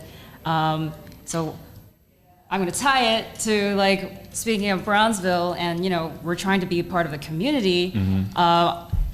Andrea, do you want to talk about the membership program? Is it in here? Cool. You just have to read this. I can speak off script. Okay. We need people to keep this paper going. We need donations, and your monthly donation will help keep us independent and help us do the kind of reporting that we're talking about right now. The kind of reporting with the stories that we really care about. Keep the perspectives. Yeah. Keep an open mind and like really defer to people just like Aaron, who are from the city, and like, new perspectives like Andrea to come in and like, disrupt it a little bit just to really make it as true as possible. Mm-hmm. And if you're interested in donating, you can go to chicagoreader.com/members. Enjoy the rest of your mimosa moments. Oh, yeah. Oh, no, we have 2 more minutes. Oh, we have 2 more minutes? Cool. All right, well, let me say something. Well, yeah, okay, 2 things. So one, as far as the Reader goes, I think there's a culture here at the Reader that they have really established here that really tries to put an emphasis on good storytelling in Chicago and people who really care about the different scenes, especially those of marginalized and underrepresented people, which is something that is really appreciated. And I think it's reflected in kind of the different types of people who come through this space and have been through this space even in just in this telethon. As far as the MCA, I think you all should definitely go check it out. Pro tip, it's free on Tuesdays for Illinois residents. And there's free jazz on Tuesdays. And there's free jazz on Tuesdays. Open late at 9 p.m. on Fridays. Yeah, all of that. Clearly I think just because we have been talking about it, I think my personal thoughts on the Virgil's exhibit, I think he's someone who exists between like 2 different spaces, between like this fine art space and then this urban culture, hip hop culture, specifically centered out of Chicago. I think that he does a good job of like bringing black culture into these fine art spaces. But I think that we think about who our stories are impacting and who we tell our stories for. And when you come from Chicago, I think there is a responsibility of telling the stories of Chicagoans. And I think you should see for yourself if he does a good job of doing that at the MCA. Cheers to that. Yeah, I'm the only one who's been drinking. Let's cheers to that. All right, we're going to chug. Yeah. You just change it? All right. Should we go? All right. Peace.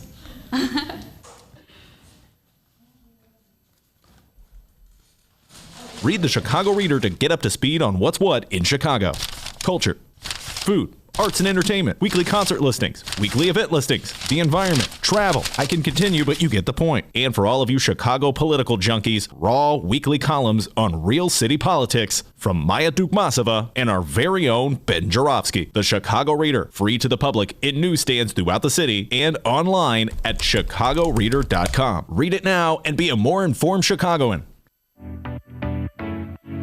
Attention Chicago innovators and creators, 2019 Chicago Ideas Week is coming soon. October 12th through the 17th, this annual Ideas Festival is back, and it's the largest, most affordable Ideas Festival of its kind. They bring in hundreds of thought leaders from around the globe and some local to share ideas and spark action all across Chicago. To get a better idea of what to expect, here's a bit of audio from last year's Chicago Ideas Week with special guest and Chicago comedian Cameron Esposito. Everything that I have ever tried to do has had 2 motivations. One is I really do believe in trying to create social change. And then the other one is I'm scared and alone too. So I would like for you to join me. Every job that I have, I try to make sure to hold the door open. That's like my motto for like if I get through, you're coming with me. And I believe in that wholeheartedly. And especially if I have more privilege than you, like I'm holding the door open for you even wider. October 12th through the 17th, it's 2019 Chicago Ideas Week. Tickets go on sale to members on August 22nd and to general public September 10th. Once again, if you're an innovator or creator in the city of Chicago or even outside the city, you must join us for Chicago Ideas Week, October 12th through the 17th. For tickets and event information, head to chicagoideas.com. That's chicagoideas.com, and we hope to see you October 12th through the 17th for 2019 Chicago Ideas Week.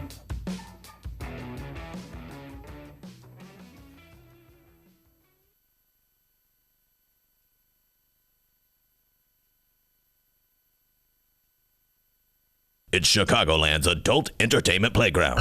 It's the world-famous Admiral Theater, 3940 West Lawrence Avenue.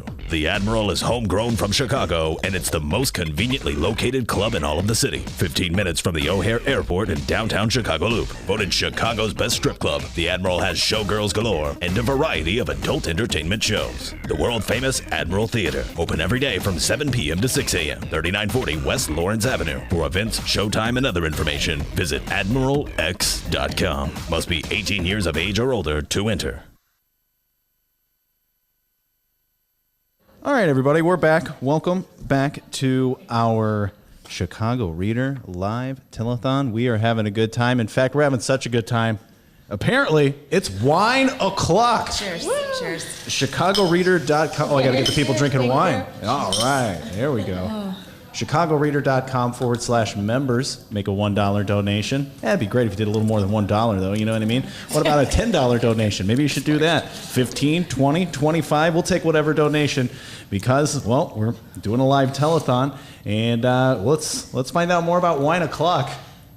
Hey guys, if you've seen me throughout the day, you know that I needed this. So thanks for being here. Thanks for sticking with us we've been here for since 7. So 10 hours. 10 hours. Yeah. So work shift. That deserves another And cheers. please welcome with me Karen Hawkins, co-editor-in-chief of the paper, and Britt Julius, writer, DJ, Storyteller, comedian. I was looking at, she does it all. Your whole bio, so. I'm not officially a comedian, but I'll take it. I mean, I've got good jokes, just from life. So, yeah. I kind of want to start Wine O'Clock by talking to you guys, because I haven't actually talked to either of you in person about this yet, that you are recently at another alcohol-themed event with Janelle Monáe. Yes. That's what we do. Tell me about that. I'm talking to the mic. Oh, thank you. Just leaning back, enjoying my wine. I forgot why I'm here. Oh, that's right. Oh, hi, everyone. So, yes, we both got invited to this absolutely amazing PR event at the MCA with Belvedere Vodka, and it was hosted by Janelle Monáe, and it was invitation only, and it was kind of a scene. Yes. I spent like an hour beforehand trying to figure out my outfit. As soon as I walked in, I was like, I didn't get it right. But it was still like... It looked fantastic. Not in my mind. I mean, you were trying to dress up for Janelle Monáe. Do you know what I mean? Or I was trying to dress up for Janelle Monáe. It's like, how do I get her to recognize me? But then she was sweet and went around to literally every single person at the dinner and talked to them. So it was like, I guess I could have come in like a t-shirt and jeans and... it would have been okay. She still would have asked me, what do you do? And what's important to you in life? So, and what did she say to you? She said something really kind to you. So she asked me what I did. I said, I'm a writer, I'm a journalist. I kind of cover these kind of topics and so. And she's like, you just need to know that your voice matters and you need to keep doing what you're doing. And so I was like... It's like no one can tell me anything ever for the rest of time. Like I don't care. I get bad edits on a story. It's like who cares? Janelle Monáe, my voice matters. So did she say that to you? I guess she didn't. So it was amazing. So I love that. Yeah. It was very sceney, and it was also surreal because we were. Like, as far as I am to the wall from Janelle Monáe, like, eating brunch at 11 o'clock at the MCA. It was night brunch, right? Yes, late night brunch. It was a very healthy late night brunch. Yeah. Because when I have brunch, it's usually like waffles and like eggs and all these things and stuff. Yeah. And this was, lots of veggies and like small portions. And I got some fries afterwards. I'm not going to lie. I was a little hungry. Just a little bit hungry afterwards. But yeah, it was great. And just like a quick plug, you can read more about that at chicagoreader.com. That's right. So thank you. And you can also go to chicagoreader.com/members while you're there. And become a monthly sustaining member. That way you don't have to think about it. You don't have to worry about it every month. It magically disappears from your bank account and appears in ours. How much does it cost to be a member? Thank you so much for asking. And I'm genuinely curious. I will sign up. We have different levels of membership, starting as low as $5 a month. Oh, that's great. I feel like you would not. Someone said earlier, you wouldn't even notice if that was missing out of your bank account. I'm probably subscribed to so many things that are more expensive than that I just keep taking out. That it goes to so much more. Yeah. $5 a month into independent journalism. Yeah. And we are, in the last hour or so, we're looking for a $1 million a month donor. We're still trying to think of a prize for you, but once it comes through, we'll have something. Waiting for that Daddy Warbucks to come through. Exactly. The range is huge. And if you feel like, you can't give monthly, one-time donations are still an option. I know my dad was texting me earlier. Hi, Dad, if you're watching still, please support me. And he's like, I think I'm just going to give one donation specifically for happy hours or keeping the journalists getting us food because my dad quick plug, has a food Instagram at Dr. Food Coma. Just like there's so many different ways you can support, but the monthly membership is obviously the most sustaining. Yeah, awesome. Yep. Well, I'm like gonna sign up. Like that's actually like I'm like that's great. That's easy. It's like I definitely spend more than that. It's $4 every month, so like $5. Exactly. I just went there today. So, but yeah, no, that's everyone should be doing that. I love that. I'd also love to ask you guys before we start getting too much into the alcohol, we can have like our serious moment up top. This has been Love Letter to Chicago Journalism, and I'm wondering about journalists who you love in Chicago, either currently or who you saw that made you want to get into journalism. Natalie Moore. She was someone who I definitely always looked up to, continue to look up to, just the level of attention and care and dedication to what she does. Her focus on the South Side, on particular communities, the Black community in Chicago, has just been really inspirational. For me, who like writes a lot about like music and art and culture, Jessica Hopper was super influential for me. She actually, has helped me a lot in terms of like gigs and opportunities and stuff like that. And she's always very much been a champion of women and other people of color sort of just getting more opportunities, which, it's one of those things where like when you realize like people aren't doing it, like and someone actually does it, you're like, oh wow, like this doesn't happen very often to have some sort of champion like that.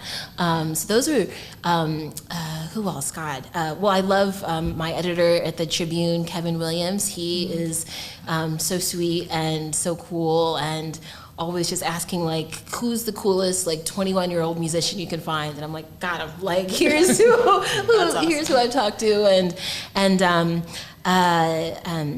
Lolly Bowen, also at the Tribune, writes such good, like, I remember her story recently about just the culture of like Black women like buying furs and things like that, and like my mother has like 2 furs, she never wears them, right? I've never seen her wear them, but it was like, it was important for her as like a teacher to be able to get one, and so stuff like that, just those kind of stories really were like super impactful for me. Yeah. That's very cool. Yeah. I have to, of course, give a shout out to Tracy Bain. Of course. I mean, she knows I'm going to do it. I hope she knows I'm going to do it. This is my second time working with Tracy. I worked with her almost 20 years ago at the Windy City Times, and I just appreciate Tracy as someone who you're talking about, who opens doors for people, who gives opportunities to people, who really has made it part of her mission as a journalist to help bring other people into the industry. This is very much a place that has a lot of gatekeeping associated with it, and I feel like Tracy is not about that at all and is always going to find a way to bring different people with different experiences into this field. So I definitely would say Tracy. Cheryl Corley has been really influential for me. I just remember hearing her voice on the radio and then meeting her in person. It was just like, oh, but you're so sweet. Like you have this like amazing professional demeanor and just is also a very kind-hearted person. So I would throw those 2 out. Top of mind. Awesome. So again, if you want to keep journalism like this going, create the next generation of journalists that people can look up to, chicagoreader.com/members. Donate to us because we have some amazing journalists on staff, some of whom I think are going to pop in and out throughout Wine O'Clock. Yes, we're hoping, yes. Hey, John, actually, could you send a Slack message to the staff? Slack. I think Patty was very excited to join us for Wine O'Clock. Just say pop in if you want, and you might need to bring your own chair. I've never heard more about this Slack thing until I started doing this job at the Reader. At 5 in the morning, she was talking about Slack. All you guys love Slack. What is Slack? Slack is a chat platform. You can create sort of private, focused chat groups. You can send direct messages to people. I used to hate Slack. I remember when they introduced it at one of my jobs I had before I was like a full-time, writer and journalist, and I was like, what is this? I hate this stuff. I'm like, just G-chat me, what is this? Yeah. But now I understand its appeal, which is that you don't have like 30 windows, chat windows open and trying to, keep track of everything, and things can be focused, and I'm like, actually, this makes a lot of sense, and I was just being really bitter and angry. I see it, I described it yesterday to J.R. Nelson, one of our contributors, as AOL chat rooms for like grown-ups. Like, Okay. It reminds me of when we were like all started like being on AIM. Yes. And we have, this has been a Slack conversation of what our first screen names were. I know mine. My AIM screen name was Lawn Flamingo 24. So, yeah, Karen, did you ever, you weren't No. on the AIM. No, I was not.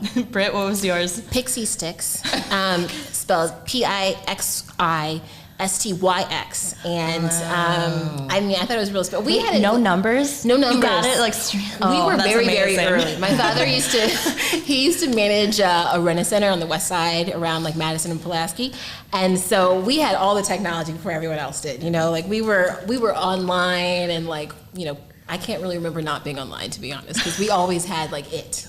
We had everything. Yeah. So yeah, we were early adopters to AOL. So yeah. Can you imagine trying to do this telethon on AOL internet right now? Oh no. We'd have to put the CD in to even start. The little guy would be running. Couldn't get any phone calls, that's for Oh, sure. well, Who was it in your family that worked at Rent-A-Center? My father, he was a manager. Man, yeah. I used to go to Rent-A-Center all the time when I was a kid. It was so much fun. We would like, he managed the one that was around Madison, Pulaski, and my grandfather would like pick us up for, like after school and drop us off there because my Okay. mother was getting like her master's at UIC. And so we just, I mean, it was awesome. We'd play on the computers. I remember they'd have these big TV screens, and they were always playing like videos from like Boyz II Men and All for One. Like, everything was great. Like, there was nothing to hate about the experience. I loved it. And then we'd go home. It's kind of like going to a club It before was. you could go to a club. It was so much fun. I just think like, I tell people, I was always surrounded by just technology and music because I grew up with a father who, you know, he managed the Rent-A-Center until he went to, he was in the restaurant industry after that. But yeah, that was like, I thought it was a really cool experience. That is like a really interesting line to draw between how you grew up and like what you're focusing on now. It's Yeah. like I was always at Rent-A-Center and now I'm a music journalist. Like it makes perfect sense. Just sitting in front of like the big TVs watching like, you know, All for One videos and just like, oh, I love this. This is so great. I don't know where my sister was at the time. She was not doing that though. She was somewhere else, maybe like doing her homework or something. That wasn't me. Boring. You were just on AIM watching videos. That's the way to go, kids. Sorry to keep talking about Rent-A-Center, but fast enough. Your engineer wants to talk about Your Rent-A-Center. dad would have hated my dad because when we all of our stuff was from Rent-A-Center. Yeah. And I remember we get a knock on the door, and my dad like, "Get down, we're not home." Like, what? It's like, it's Rent-A-Center. Yes. It's coming for money. That is absolutely true. My father has told us That's a stories true story. that I don't know we're like allowed, like I'm like allowed to say, but he's like we'd go there. He's like you know, and Sean, who was like the assistant manager, he's like we'd have to have like a, you know, we'd bang on the door, have a bat, and be Yeah, like, pretend like you're not home. Rent-A-Center's coming. Oh my Get money for that couch. because people would try to like fight them, beat them up, be Oh, like, wow, okay. "We're My dad never did that. Yeah. So I was like, I don't remember any of. I was like, that wasn't my experience at Rent-A-Center. My father was like, he's like, you had fruit snacks and watched like, you know, videos and played on the computer. So yeah, that wasn't your experience of Rent-A-Center. You know, it may seem like we're just drinking wine and having fun, but we're doing this to remind you to go to chicagoreader.com/members. So get yourself a bottle of wine, have a Exactly. couple Please of join glasses, us. Yes. then go there. Do 1 or 2 memberships. Do the, you know, if you need to drunk shop to support Chicago journalism, why not? I support that. I fully support that. And I feel like it's important also to note that this is a very slim operation at the Reader. I know this all looks very luxurious, but we're just, as you can see the people in the background, this is we are a bare bones operation. And so even $5 a month goes a long way for us in supporting the work that we do and being able to pay freelancers and contributors and to pay staff and to buy wine. And so yes, even if you think it's a small gift, and it can have a big impact on a small operation like this. And I think we're gonna bring on another Reader staffer. What? Patty. Oh, it's BYOC and Patty and Sue. Do you both want to come over? We with have each enough other? glasses. No, we should be fine. We'll split some mics over here. All right, that portion. Oh, go ahead. Oh, sorry, Dennis. Oh, sorry. I was going to say that portion of the program is brought to you by Rent-A-Center, but go ahead. They can get a hold of me at ads@chicago. Rent-A-Center, we love you. Yeah. Sponsor a section. That'd be awesome. Can we share? Walter Julius is a dedicated employee. Please share this mic. Should I move over? Yeah, if you stick around, We're trying to just get, this is kind of starting to be the tail end of the telethon, so we really want to get as many people talking about the Reader and why they love the Reader as possible. John hasn't showed his face. John has not been on. Do you want some? Can we pour you something? Come on. Yeah. I like John. Here. One of these babies. Does it sound okay? Ooh. I'm spilling already. I'm like, Amateur. Wait, somebody run this over to Dennis, please. Oh, thank you. Oh, he's gonna come over. Yeah, show your face. This is where things just start to get out of control. Wine o'clock here at the Chicago Reader. We're having a fantastic time. Hey, John. Hey. Oh, got for my So, generic claw. for those of you who are watching, over on this end is John Dunleavy, whose voice you have heard several times throughout the cast. Do we have any new names off the top of your head to thank? Off the top of my head, I'm not sure. Great. We'll check back into that. Sorry to put you on the spot. After 1 o'clock. Yeah. It's on chicagoreader.com/members. There you go. And we can give you a shout out if you make a contribution to become a member. And then we have Patty Flynn, who is our sales director. Yeah. Yes. The titles don't mean Amorphous. anything. Yeah. But so if you do rent a center, once again, P. Flynn at chicagoreader.com. Anyone else who wants to buy an ad, this is Same you email. go to person. And then you remember Sue from earlier, hopefully. Sue Kwong, our creative lead. Hello. Yeah, maybe we could start, because Patty and John haven't really talked to this yet about your experience at the Reader and why Chicago journalism is so important. John has been here the longest out of all of us. Yes.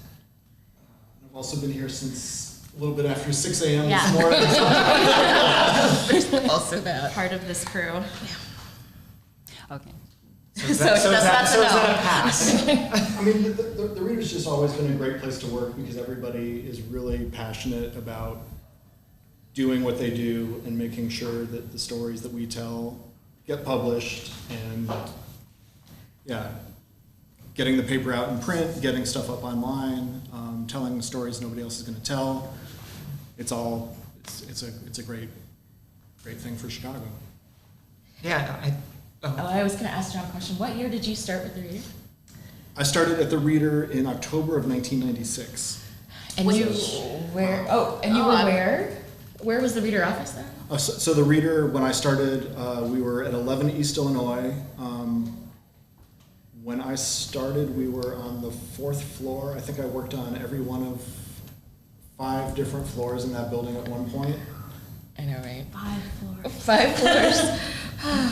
And actually, if you go to that building now, 11 East Illinois, it's near the Wabash kind of bridge where the Nordstrom is. That's where I think of it. There is still a Reader logo on that building even today. It's very exciting to see. And if you go to chicagoreader.com/members, maybe we'll get to 5 floors again. Or at least get the Reader logo on the side of the building. Yes. Yeah. Branding. It's all about branding. Any artists out there, maybe we can get you a piece of wall and you can just come in and do it. Ooh. That'd be really nice. Yeah. Patty, do you want to talk a little bit about your Reader experience? Well, I mean, honestly, I didn't really know much about the Reader. I'm retransplanted back to Chicago after living here until I was a teen. So I was one of those suburban kids that was actually probably beyond the suburbs. It was way far out there and never really had a chance to read it. But when I came into the city, it was one of the things that I was able to use to figure out what was going on around the city. And then when I got the opportunity to come here in a sales role, to help keep the money flowing so that the journalism could keep going. And it's really important to have independent people in journalism keeping politicians in check and just that kind of journalism that we do here. Plus also the fun stuff, the music coverage and the theater and the arts coverage, and is really important to have independent voices because we see consolidation of newsrooms across the country with bigger dailies and less and less of that ability to find easily local people talking about local things. So I think that's why I think it's important that I'm sitting here still, and that's why I'm doing what I'm doing here. Once you open the paper, you can't go back to the suburbs. We have you now. Exactly. You're ours forever. It's a trap. It's a trap. Get to the city. I'm all in.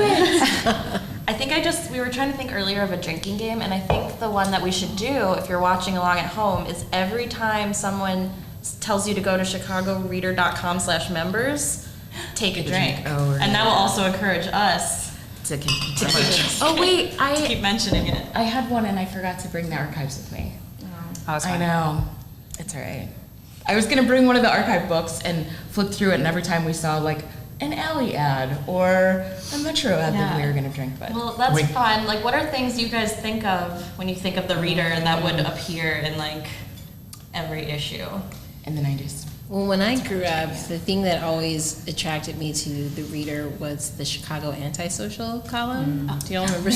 We had Liz Armstrong on earlier today talking about that, which you can find all her column online still. I was like 16 years old, and I was like, yes, this is the life I'm going to have in college. For those who are tuning in now, what is this Chicago Antisocial? So Chicago Antisocial was a sort of like anti-social column from Liz Armstrong, and going to different events and social, I mean, like, it wasn't like social in the sense that like you're going to like so-and-so charity tie ball, whatever, blah, blah. It was more like this like loft party thing in like Wicker Park when, you know, before Wicker Park went through like 4 stages of gentrification and stuff. And I like, you know, for me, like, you know, growing up in and around the city, I was like, oh, this is so cool. Like, we would go to, you know, Wicker Park to, you know, my friends and I loved hanging out like at like the Silver Room a lot, and like going to like Filter and stuff, you know. And so that was just like, I would always like save up the money I got from like my jobs, and then like I'd get off the train, get a Reader, we'd go to Filter, or I'd go to Filter by myself, read the Chicago Antisocial column, and then like use like $20 to buy a really expensive magazine at the Silver Room, like a really expensive British magazine. And I was like, I just feel so cool. Like, this is just like the best experience in the world for me. And then like go home and go to dance practice, and like that was like my old, you know what I mean? So efficient. Yes, like and cultured. Yes, I was ready. I was like this, to me, the Reader represented the life that I was like ready to have as like, you know, as an adult, or as, I mean, an adult at 18, whatever that can mean, you know, and just the parts of the culture in the city that I had not experienced. Like, I grew up as like a child in the city, but then we moved to like Oak Park. We still got the Reader there, but it was different. They kind of tailored it a little bit differently for the suburbs. So, yes. There was actually a suburban edition for a little while that was called The Reader's Guide. Yeah. It was often the same cover story, but sometimes a different cover story. Yeah. The listings were a little bit different. Yeah. And see, I didn't realize that until I was a teen, and I was like, wait a minute, this is not what I would get. So how would those people out there now get Reader news?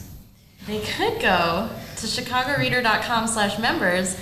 Not only when you sign up do you support the Reader, but you are being subscribed to an exclusive monthly members newsletter, which has a little bit more than what we send out in our regular newsletters, but you should sign up for those too. Go sign up for all the newsletters so you don't miss out on anything, like the poor version of the Reader that was being sent to Oak Park. I mean, it was still satisfying, but I feel like a part of me was like, maybe this isn't everything. And then I went to the city, and it wasn't everything. Y'all were keeping some secrets from the suburban. Well, now you can get the full Reader in Oak Park. Yes. And you can find out where you can get it at chicagoreader.com/map. Map. Oh, no. I'll take one of these.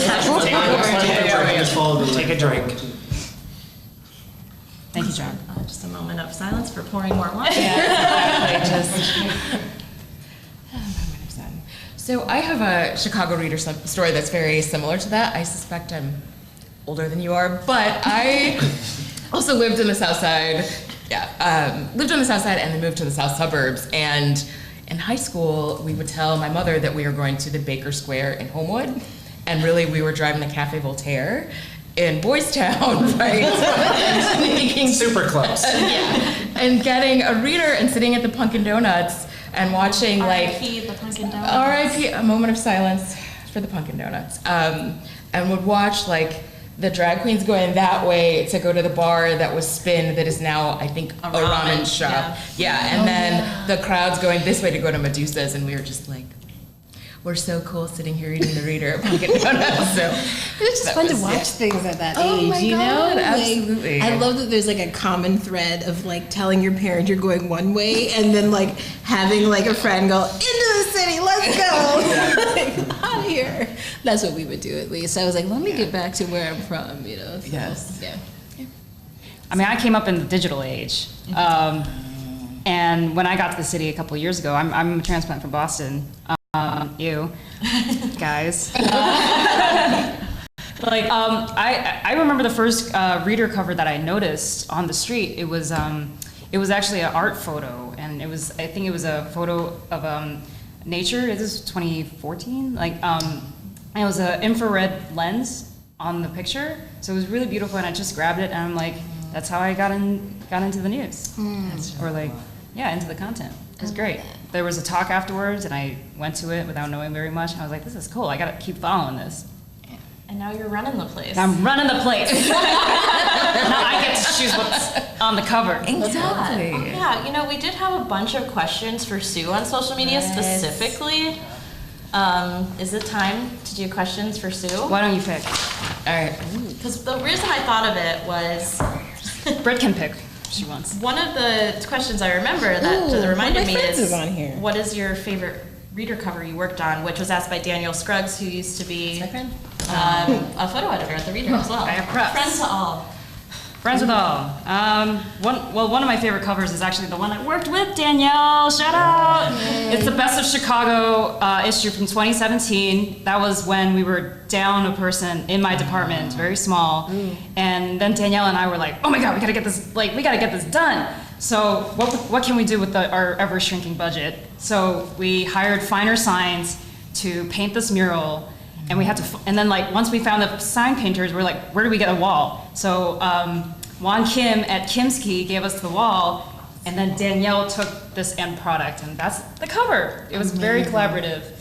And this seems like a good time to mention that we are doing Best of Chicago again this year. The polls are open now. If you go to chicagoreader.com/vote, you can vote for your favorite things in Chicago, and that issue will be coming out in November. It's gonna go by fast. One of the things I love about that is that every year, so many people I know across different fields and mediums, they're so they want it, they want to be. Yeah. And so it's this week, all of a sudden I started seeing all these tweets and Facebook posts and Instagrams. It was vote for my storytelling show, my party, my so and so. See decades old Best of Chicago signs and plaques and stickers in windows of businesses around the city. It's so important. Yeah. And this year we actually have the most categories we've ever had for the readers poll. Is that right, John? It's 305, I think. It's 350. So, while you're having your it's over glass of 300. wine, after you go to chicagoreader.com/members, just take the rest of the night to fill out those 300 categories. Yeah, all of them. Easy. Real easy. All 300. We broke them Have up a into 7 crazy sections, Friday night. so you can do them one at a time. You can do the cannabis. We need votes in cannabis. It's the first time we're ever having a cannabis category, so get in there. Yeah. If you want to rig it now.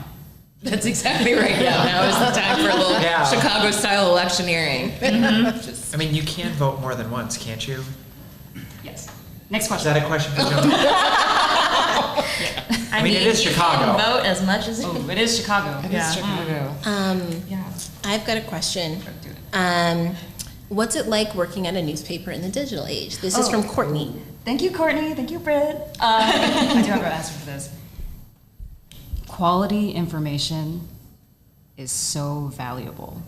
There's so much content on your screen everywhere, but who do you trust? I mean, I know what the fact checking and the process of editing goes through, and how much time we go back to the interviews and the subjects. It's legit. Just do your research, cross-reference. If you have a publication that you like, give them some money. It doesn't have to be the Reader. It can be anything you like. Whatever appeals to your ideologies, just support them, invest in them, make sure they're around.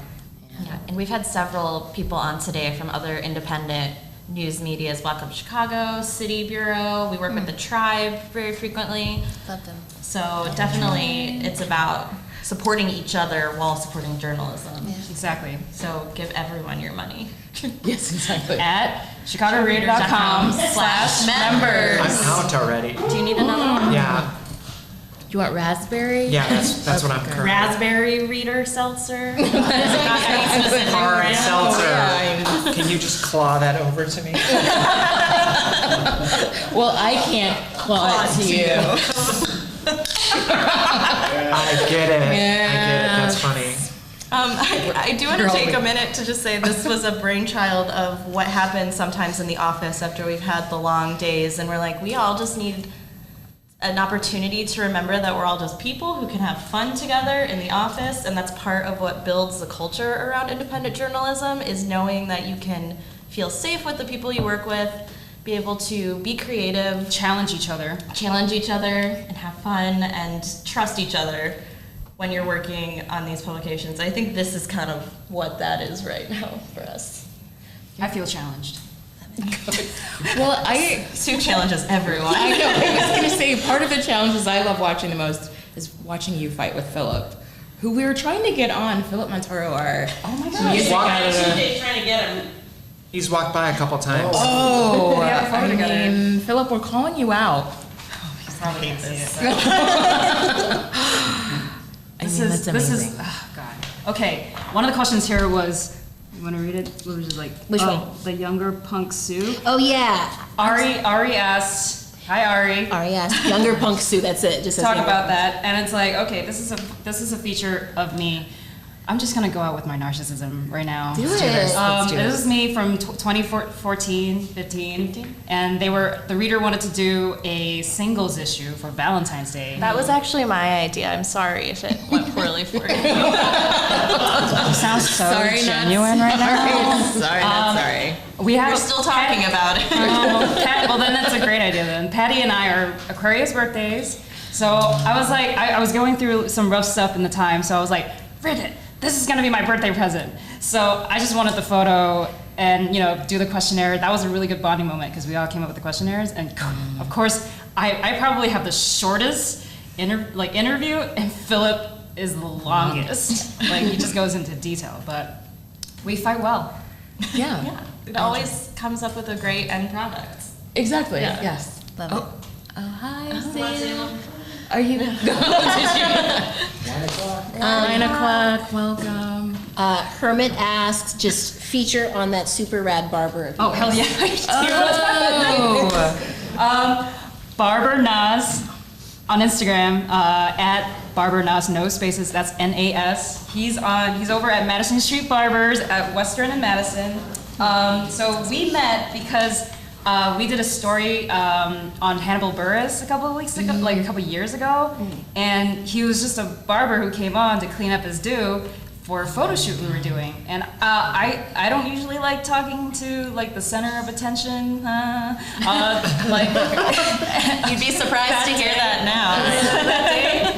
So I talked to Nas. I was like, oh, what do you do? And like, what's your deal? He was clearly so different. This was my opportunity. And this is like the kind of curiosity I'm talking about. So he had talked about, he's a competitive barber, and he was just so captivating. I'd never known about this, this scene. Right. So we sent a photographer, and he ended up being part of our Chicagoans like column. And we interviewed his life story. It was really, really captivating. It was awesome. So 2 years later, I was like, oh, I'm sad. I have to get my hair all chopped up. And this is the result. I love it. It looks great. It does so look good. really And Thank you. if you go to chicagoreader.com/members, then we can give Sue more haircuts. Salem, what can we? Hi, welcome. How are you guys doing? Good. What can we get you? Would you like some indistinguishable reader wine? I would love some of this reader-sponsored claw-like I see. flavored seltzer. We have ruby That the grapefruit. middle-aged ladies like myself are enjoying these days. Black Cheers cherry, to that. natural lime. Yes. Oh. Which one would you like? The Not the one one. that just got spilled. Okay. Oh, all right. Oh, I get my old pan. Well, Oh my God. I mean, All right, It's a deluxe. Meetings are not gonna like me doing this. Oh, we should do that. Hi, everybody, I'm Salem. Nice to see you. You guys remember Salem from earlier?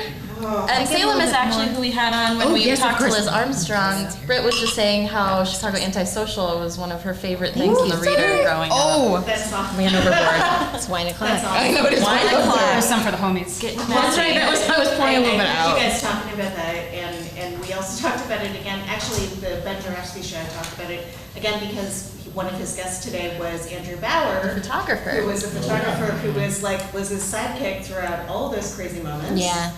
Yes. And Liz actually had a lot of great things to say this morning about how this was one of the things that really bounced off her writing career in a lot of different ways. She started as a typesetter here. She worked like once a week, and she just kept on looking for more and more that she could do. She had been writing for other publications before, and she mentioned, which I thought was really interesting, that the people at the Reader did not care. We had our own standards. She had journalism school 101, just working on the Reader, and I love that this paper has done that for a lot of different people in Chicago.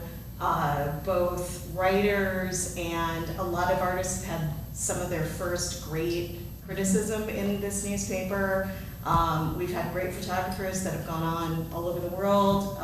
It's been a launching pad for a lot of Chicagoans, and I really appreciate that about this paper. So, but also, we should say that if you're interested in this supposed antisocial thing, and you want to see what we're talking about, one way to look at it is to go to chicagoreader.com and search in the search engine for Antisocial or Liz Armstrong. They're all online. And while you're there, go to chicagoreader.com/members and pay me for that. I mean, the Reader, right. Us. Do you want to plug in your Venmo account? You can cash at me at chicago.reader.members. Oh my God, it's Friday. I know. You know, Wine O'Clock also seems like a good time to mention all of the events that we have coming up that we're ready to party with you all again. And one of the big ones that we kind of mentioned before is Best of Chicago. Is the issues coming out, and we're also planning a party around it. It's gonna be big. Yeah. It's gonna be big. The party, I believe, November 13th. I believe that's the date. Awesome. TBD. Actually have moved. Just keep an eye on our social media. Mid-November. And in November, we're gonna party with everyone. Yeah. Yes. Awesome. What's the next one coming up? What's the next event? The Pooch Party. The Pooch Party, Very exciting. which is on That is in Petcember. September.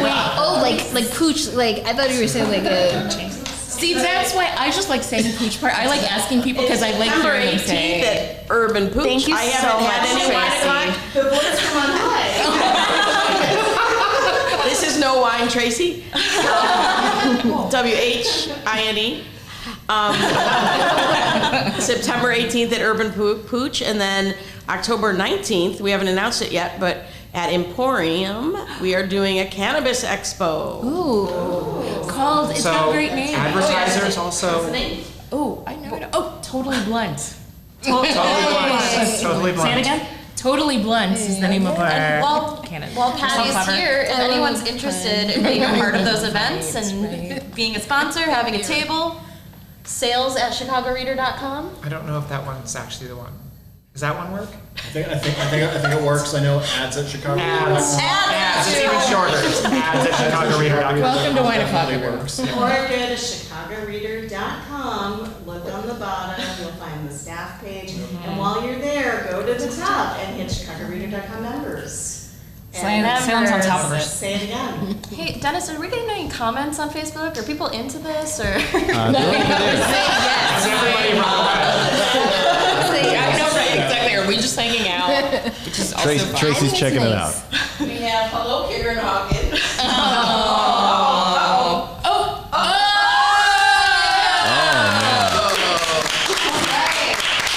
We have a sighting, ladies and gentlemen. It's my boss. Look at me. Make me at all self-conscious. We're just excited because because music editor Philip Montoro joined us, and he's another person who's been here, one of the longest standing current reader staffers. Longest surviving. That's the kind of great dad jokes you can get. So we're hosting his own open mic coming up. So we're all we've all decided to train Mark Zuckerberg's surveillance software with our faces. That's what we're correct. That's why we're They already know my face. This is at least 14 years. Oh yeah. So. What are y'all doing in here? I don't know if you noticed. I'm glad you asked, Philip. Oh my goodness. We're here asking people to become members of the Chicago Reader to help keep the paper going. How do they do that?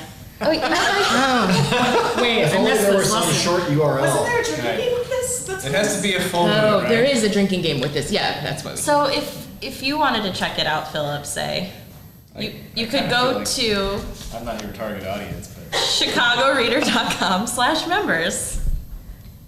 We drink.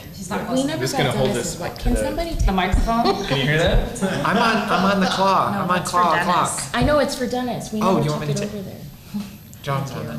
I feel bad because we're almost Yeah, out John. Thank of you. this particular. Yeah, no, thanks. Rose for Thank you, Dennis. Thank you. Absolutely. No problem. Thank you, Dennis. Engineering for us Thank you. all. Dennis has been here since I know. 6. Of 6 yesterday. a.m. Yep. Yeah, yeah. Dennis and I got here at 6 a.m. this morning. Fantastic We've had food, a lovely though. day together. The food's been really good. That chicken, Yes. oh man. Yeah, thank you Pizza. to our friends at Peaches for bringing that food by earlier. On 47th Street, you can go check them out. Thank you so much again for that chicken, or we might not be standing. Can I grab a plate after? Yes, Of yes. Philip, while you're here, just popping in, what is your experience with the Reader? Why are you still here after how long you've been here? I didn't mean for that to sound like that. What are you doing here? But you obviously believe in what the paper does. That's going to be much too close, isn't it? Well, yes. Part of it is the emotional, psychological investment in the institution. I believe it's doing good work and should keep doing good work. I'm no longer in a position where I could endanger the institution by leaving. But it's been so precarious in the recent past that that might have actually been true. That not just vanity, but like actually, like one more person quits, we're going under. You know, like I didn't want to be that guy. Oh, that's fair. But we appreciate that. I genuinely enjoy the work, which is probably the most important thing. I get to use my two favorite parts of my brain, the words part and the music part. Yeah, I was just working on Jazz Fest stuff, which I've been doing every year for, oh God, I don't want to use a number, but we got the 50th anniversary of the Art Ensemble of Chicago this year, which is going to be an 18-piece big band, since only Famu de Don Moyer and Roscoe Mitchell are still alive from the famous quintet. But, like, you get, like, it's like Tamika Reed and Nicole Mitchell and Junius Paul and Jabiru Shahid and Hugh Reagan and Fred Berry. Like, it's not, they didn't just go down to the corner and round up some day laborers. You know what I'm saying? It's like, They got good ones. it's going to be free, impressive. right? Well, you mean the festival? Yes, the festival. Yes, it's always been free. It's entirely free. I think a lot of people don't realize how many free things there are to do in Chicago that have so many amazing people on the lineup like that. The band is getting paid, but the festival is free. God, thank God. That's always been one of the things I've loved about the Reader is that things are so kind of dispersed even like online now, things are kind of all over the place and people kind of curate what they want to for who they sort of are as a publication and whatnot, but the Reader was always a really good, just reliable source where it was like, okay, there's not going to be like a show recommendation in here for an artist that I'm probably going to hate, you know? Yeah. Like it's always going to be good music, good dance, good visual art recommendations, things like that. So Stuff you've never heard of. Stuff you've never heard of, but you're like, I trust it because it's the Reader. I know that's how I felt when I was like 16, 17, 18 years old, like, you know, first reading the Reader for the first time, just being like, I was like, well, you know, I was like, I trust them more than like person in my dorm or something. Yeah, being on staff with these people every day, like hearing it either firsthand or reading it in the stories that they write too, it's like, I don't know where I would be as a cultured being without having the Reader in my life. I would still be listening to only Dashboard Confessional, even though I do talk about them as much as I can here. We're working on coverage on Riot Fest right now. Yes, we are. Riot Fest, World Music Festival. Y'all are gonna give me an interest. I don't. All the music festivals. I will say that our coverage philosophy was shaped by an era that preceded that kind of online atomization. It used to be that we could meaningfully think of ourselves as an alternative to mainstream publications, which is why we ended up covering so much obscure stuff. But at this point, I think we have the whole internet to compare ourselves to. So Love it. The metric has changed, and it's more like, well, what can we do in Chicago that nobody here is doing as well? Which is why we focus so heavily on local artists rather than national artists, because well, there's a howling hurricane of coverage about most national artists. All you have to do is Google their name and you'll get buried. So, you know, take care of your people. Let's try to be Chicagoan about it. That's a great way of take care of your people. I like that. Yeah. But when we Somebody write do that down. cover national artists and the Nobody can huge hear touring Salem. stuff, That's the nearest microphone. let me put my Chicago wait, can you hear me now? When we do cover national stuff, touring shows in the theater section, or I had the opportunity to write a preview for Lionel Richie at Ravinia this year, which was just kind of a dare to myself, can I do this? And I did it, and I did it with a lot more style and input that I think any other publication might have given me, honestly, because I had not only Philip, but our awesome associate editor in the music department, Jamie Ludwig, weighing in on, what do people need to know about this person that, in my assumption, everybody in the world knows who that is. Well, not everybody knows his work with the Commodores. Not everybody knows what he did before those huge hits, So we have the kind of publication where our writers can explore those things and explore things in a way that our readers have grown to rely upon, Like, give me 3 good reasons to go to the show that everybody else in my office, thinks is just corny or thinks is kind of old-fashioned. Well, there's a reason this person has been touring like this for years and years and years and years, and he's got all the hits. I have to remind myself occasionally that I'm now old. What? Like, I've been at the Reader for 22 years.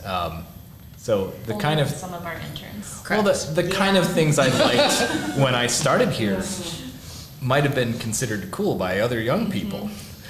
But now I'm in the position of saying, oh, that's right. 80% of our demographic doesn't have any idea what the AACM is. That's like, okay, maybe I won't use the acronym. Maybe I'll spell the whole thing out. But there were worse fates than having the same job. Yeah, the young people at the office don't talk to Philip. They're just like, what are you saying? I think one of the coolest things kind of to that point though about the Reader is that we have so many people who have been with the Reader for such a long time and have been reading it for so long, and then we still have new people coming to the city reading it. Like, I started reading it when I came here for college. That was 11 years ago, I guess. And I'm sure there are people coming here for college now who are picking it up for the first time. And because our staff also is so across the board generationally, You're just on. And if you want to support journalism like that, thank you, Costa. I knew a way. Wait a minute. I could go to chicagoreader.com/members and make that happen. Okay, we only have a little bit of time left in Wine O'Clock, and then Tracy's gonna come bring the ship back on track. The sober ship, a sobering. A more sobering. She's gonna lift all of our boats out again. Tracy, you're giving us all a ride home after this, right? How did this get so dirty all of a sudden? It's wine o'clock. It's wine o'clock. It's Friday. Do you read the emails I send you? I didn't have a lot for lunch, so this Everybody rosé is knows I hitting. can't read. So I want to go back to the questions for Sue list because there's a lightning round. Oh, sure. Yes. I specifically want to pull this one out because it's Tiffany Walden, who we read a love letter from her Love earlier her. Chicago journalism. She runs the Tribe, and she asked that Hooray Sue for Tiffany. freestyle about the Tribe. Freestyle about the Tribe. So, Okay. Oh no. give me some help. It's gonna be amazing. Well, it's on. Somebody's supposed to give her a backbeat. Should we all help her out? Is it that kind of freestyle? How do we do? What? Salem. No. It's prompted. I can't. I'm sorry. I just said it. Well, our friends at the Tribe, which is the Tribe spelled. Philip, you're the editor. Don't do that. I'm talking. I was trying to give Sue a beat. I'm sorry. Oh my God. It's TRIIBE. I imagine because someone already had that website with the one I. I don't know. But yes, it's too high. Tiffany and Morgan, if you're watching, please correct us on that. Fact check us. Not rapping right now. It has been one of the great pleasures of my last few years at the Reader to work with them. So. Why didn't they ask the Asian person to rap? You're the one who gave me this list of questions for you. I made up those Are questions. you what?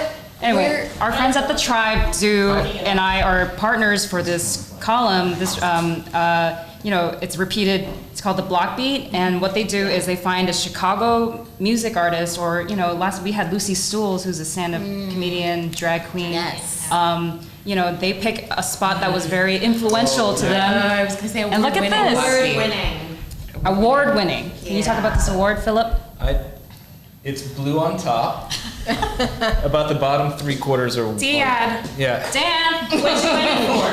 This is an Association of Alternative News Media Award for multimedia projects. The Tribe won this in collaboration with the Reader for a series called The Block Beat, which tries to root Chicago musicians and performers in places or neighborhoods important to them.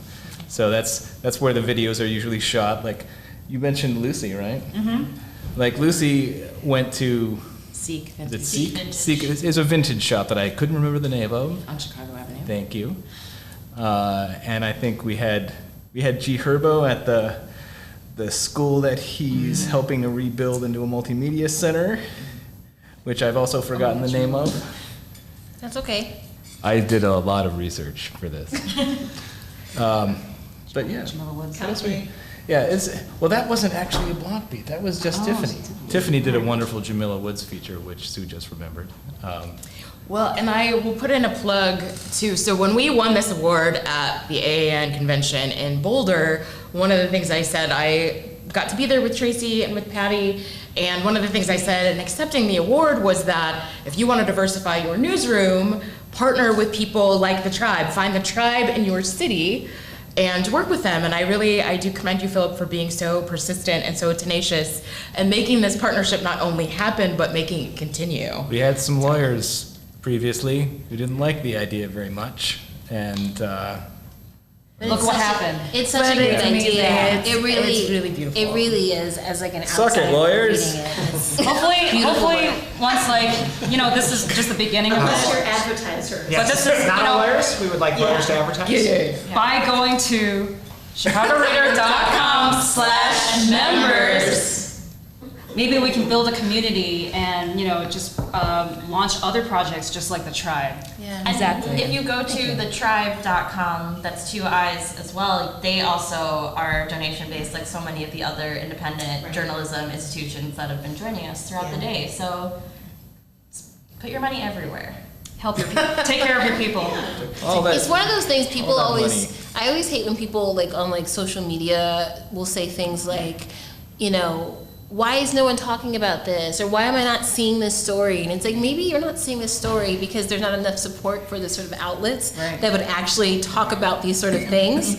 So, offer your support, donate your money so you can see those kind of stories, whatever they may be, frequently in your Facebook feed, in your Twitter feed, and on Instagram, wherever, so you don't have to ask those questions. And the Reader has always been a place where I didn't know what TIFF meant until I read the Reader. Now you know everything about right? TIFF. And then I was like a 19-year-old. I was like, let me tell you what a TIFF is. Let me introduce that to you. That is a very, I didn't know. it's very trendy with the young people, TIF. It Yes. stands for tax increment financing. Start texting everyone TIF. Tips, baby. I swear, I have never seen TIFF as much as I saw it in the Reader, and I felt so smart to be able to like bring that up in conversation. It's like, why doesn't this neighborhood? I was like, let's talk about it. I learned in the Reader. I think it's easy to forget the way online journalism works, where there's so much aggregation and republishing and people essentially stealing each other's story. I mean, it's actually quite a bit of work to do original reporting and to create journalism from the ground up. And most of the stories we need to see, most desperately, aren't something that you could just copy and paste from another. You know, they're not going to get aggregated all over the internet because they're important to a particular community on the ground. And you need someone there who's willing to tell that story, who's capable of telling that story. And the time and the resources necessary have been in very short supply lately. And that's, I suppose, one of the reasons we're doing this. Does everybody want to recite the URL? Well, I know, but how do you get more resources? You know, we're about to go on our final break before, like I said, our fearless leader, Tracy Bain, takes back over what has happened to me on the hours. So one more time, and then we'll take a break. Wait, hold on. Dennis, do you need a little top off for this final cheers? You guys go ahead. John, you need some John, needs hold some on. down. Wait. It's about And I like hope cheers everyone and at home applause. will join us in this That's final Your cheers bubbles, and listen to what we're saying. So please, please, please go to chicagoreader.com/members. I make the graphics. At least just go look at it, please. Just please. Coming after the break, Jameer Alexander from Public Narrative is here. We've got Maudlin from Sun Times, and we're also going to have Patty Flynn in another special appearance.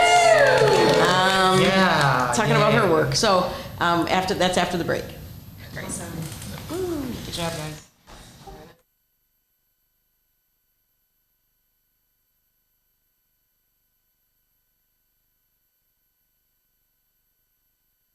Read the Chicago Reader to get up to speed on what's what in Chicago. Culture, food, arts and entertainment, weekly concert listings, weekly event listings, the environment, travel. I can continue, but you get the point. And for all of you Chicago political junkies, raw weekly columns on real city politics from Maya Dukmasova and our very own Ben Jarofsky. The Chicago Reader, free to the public in newsstands throughout the city and online at chicagoreader.com. Read it now and be a more informed Chicagoan.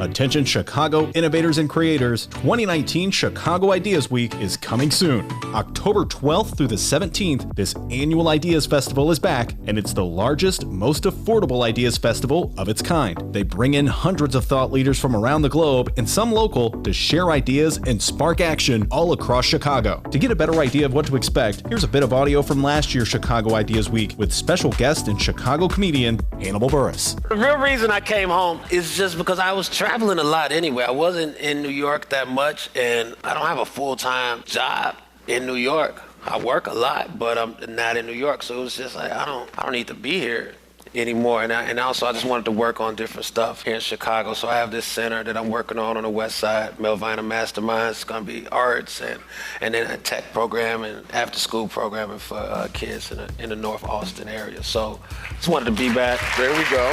October 12th through the 17th, it's 2019 Chicago Ideas Week.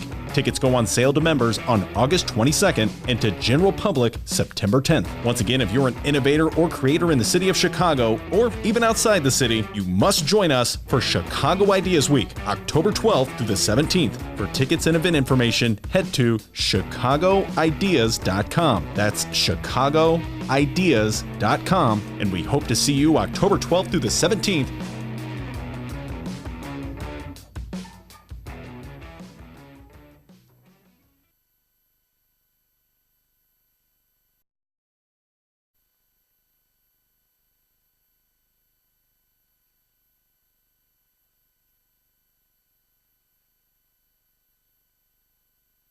All right, everybody, you are listening to and or watching A Love Letter to Chicago Journalism.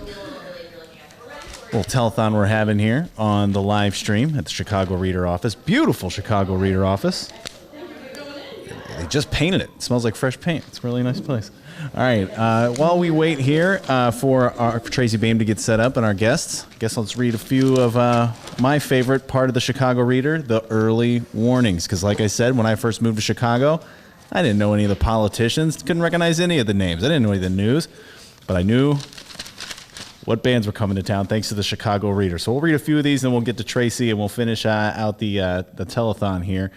Hey, how about this? September 26th, Melvins and Red Cross. They're going to be performing at Metro. You got to be 18 years or older, all right? So if you're 15, 18 years or older. Melvins and Red Cross at the Metro on September 26th. We got a tribute to Buddy Holly and the Crickets with Zachary Stevenson and more. So if you're a younger listener or viewer and your grandparents are maybe in town in Chicago, go take them to see this tribute to Buddy Holly and the Crickets with Zachary Stevenson and more. All right, let's see here. We have, well, we read that one earlier. Nick Moss with Dennis Grunling. If you know who that is, well, they're going to be at Fitzgerald's, and that's going to be on August 30th, just days away. 1 week from today, Nick Moss with Dennis Grunling at Fitzgerald's. That's in Berwyn. All right, we'll do one more. We will do Dirty Green. The band Dirty Green will be performing August 29th at Fitzgerald's, also in Berwyn. Boy, these Fitzgerald's, they're booking people.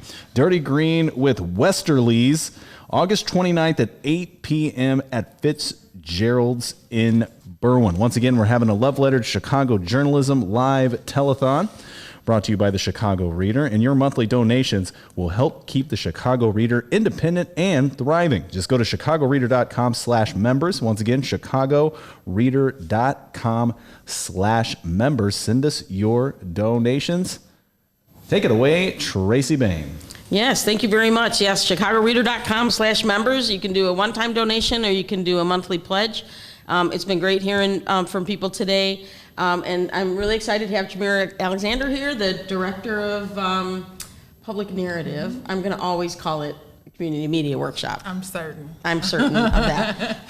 And I wanted to talk with you a little bit about your role models in journalism, as well as about the upcoming Studs Terkel Awards and really what Public Narrative's role is in the landscape of media in Chicago. So first, tell us a little bit about yourself and your own career. Sure. So I'm born in Chicago, grew up on the South Side, and ultimately moved to the South suburbs. But I studied journalism or broadcast communication in college. I worked at a news station in East Peoria, Illinois, WEK TV at News 25, and I was a floor director. So, like taking up the mics and pointing to the cameras for the talent and all. And about 3 months before graduation, they had taught me how to direct the news and offered me a weekend role. And 3 months before graduation, I decided I didn't want to do it. And I didn't want the major anymore. My career advisor, Dr. Bob Jacobs, he's like, get the degree and go do whatever it is you want to do. And I worked for Job Corps. I left, of course, graduated from school, then left Chicago and went to the DC, Maryland, Virginia area and worked there on the East Coast for about 8 years between DC and Delaware. And there I learned how to help people change the narratives around their lives. And I didn't know that ultimately media and just the whole storytelling piece would connect in that way. But that was just some of the greatest advice I had gotten. Dr. Bob was so adamant with us about, he had an Oscar. I forget what project it was he got the Oscar for, but of course he let us take pictures with it and hold it and all. And he would teach us like different techniques in like editing and things of that nature. And I can just remember him, if you can imagine, like you have the headphones on and you're like editing the different spots and whatnot. And whenever we had music segments, if we did not cut those segments on beat, you could hear him. Now, mind you, the segment is going on. You can hear him in the headphones. Oh my God, do you all have no rhythm? And it's like, oh my God, so much pressure, right? But what I grew to appreciate what I ultimately learned about journalism is that journalists are always under pressure. And just being able to, navigate that and do it with such class and tact was so important. So he was one of my very first mentors or influencers in journalism.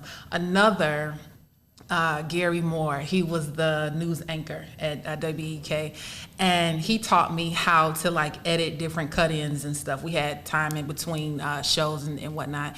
And I can remember working with Gary, and he was set to retire, and he just refused to retire until we knew for certain that Barack Obama would be president, because, and this is a black man, he wanted to report the news, President Barack Obama. And I remember being on the East Coast and attending the inauguration, and where everyone's out on the National Mall, it's crowded. And I called back to the station about 2 weeks before the inauguration, didn't get him, because this was something that I knew he would be at. And while I'm on the National Mall, I look to the side, and there's this guy, I only see the side of his face, and I'm like, excuse me, sir, and he turns around, and it's him, Gary Moore. So Gary was just really influential in just perspectives. How do you connect journalism with civic engagement? What does it mean to even do that? And he was one of the first journalists I saw close up do that and do that well. So tell us about how you got to Public Narrative and what their role is in Chicago. Yes, so I didn't go looking for Public Narrative. I really believe at this point it was meant for Public Narrative and I to find each other, because I got back to Chicago in 2015, and I started working in the Bronzeville community in 2016, and just made a lot of different connections, got a chance to meet some really cool folks that I still work with today. And I had my own consulting business, and had started a social media education program for youth called Hashtags and Handles.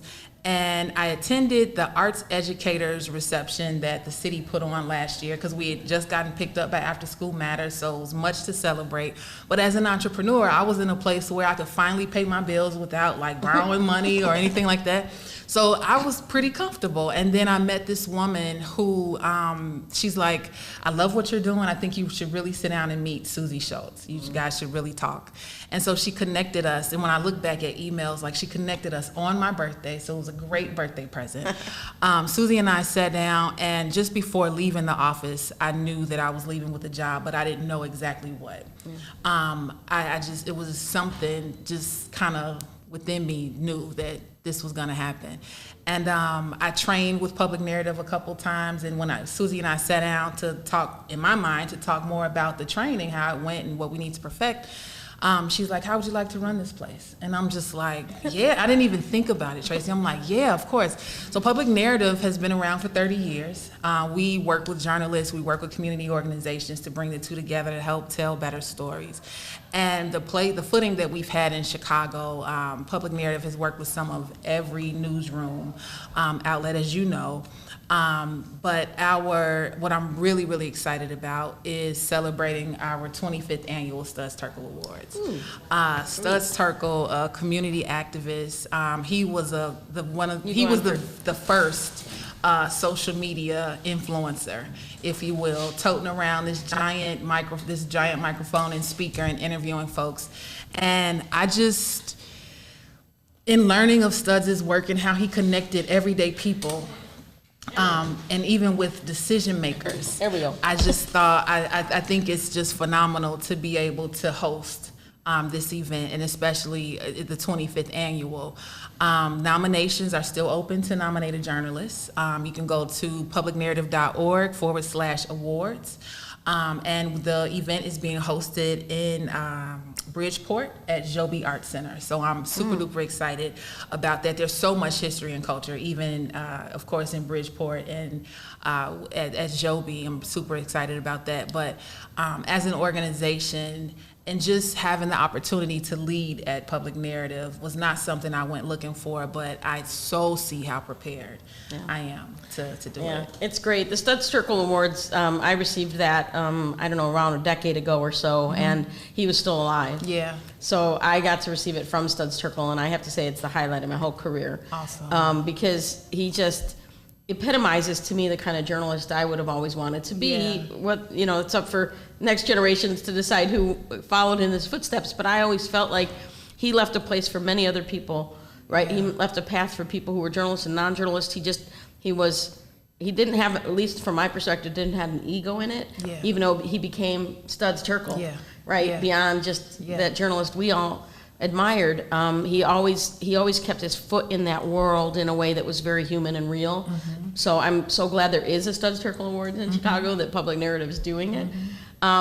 Where do you see the journalism landscape from your perspective in Chicago? You know, what we've been trying to do all day today is pay tribute to past and current journalism. What's the landscape now, and where's the future? So the landscape now is very much so fragmented, and it doesn't have to be. I think that many of the opportunities that we each see in our own respective silos, we have the capacity to maximize that as a unit. What I love about how you've just like taken the reins, you have this telethon going today, but you've always talked about how do we monetize the Chicago media ecosystem beyond foundations. And I think that the example that you set is one that can be adapted, you know, as a greater unit. For us, looking beyond just the financial capacity of it, for us, it's more, our capital much lies in human capital. And so in being able to connect people and introduce them to what does it mean to be news literate? What does it mean to, you know, have your respective sources that you get your news from? And that's something that we're working very hard to introduce to younger generations, helping them to understand that there are other outlets beyond the Sun-Times, beyond the Tribune. There are outlets that are printed and published in your very community. And they're always looking for sources, credible sources, reputable sources, but even more so relationships that, you know, those relationships can be cultivated, and you too could perhaps be interested in a career in journalism. So I think that we're in a place where we're having to reshape what journalism even means and go a little deeper in defining it. I've heard the term solutions journalism thrown out, you know, quite a bit. And in talking more about what that even looks like, being clear about what that definition even means to one respective outlet, and allowing, like City Bureau refers to themselves as a J School of the Streets. So being conscious of how media outlets refer to themselves and being respectful of that. So I think that it starts there and then watching it evolve. Well, one final quick question. Who's the journalist you admire or follow the most right now? I know, I'm putting you on the spot. That's so terrible. Tracy, there are no. many, we know. There are very, very many. Okay, she's not going to let it. Tracy, I will let you not have to Please answer do. it, because believe me, Please. I would feel weird too. I'm just going to say Molly Ivins because she's gone, so.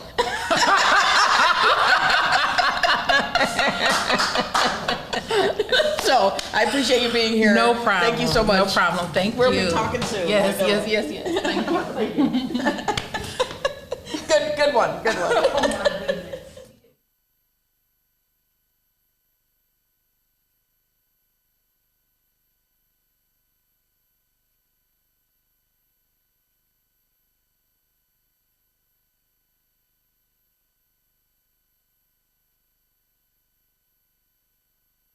The Chicago Reader to get up to speed on what's what in Chicago.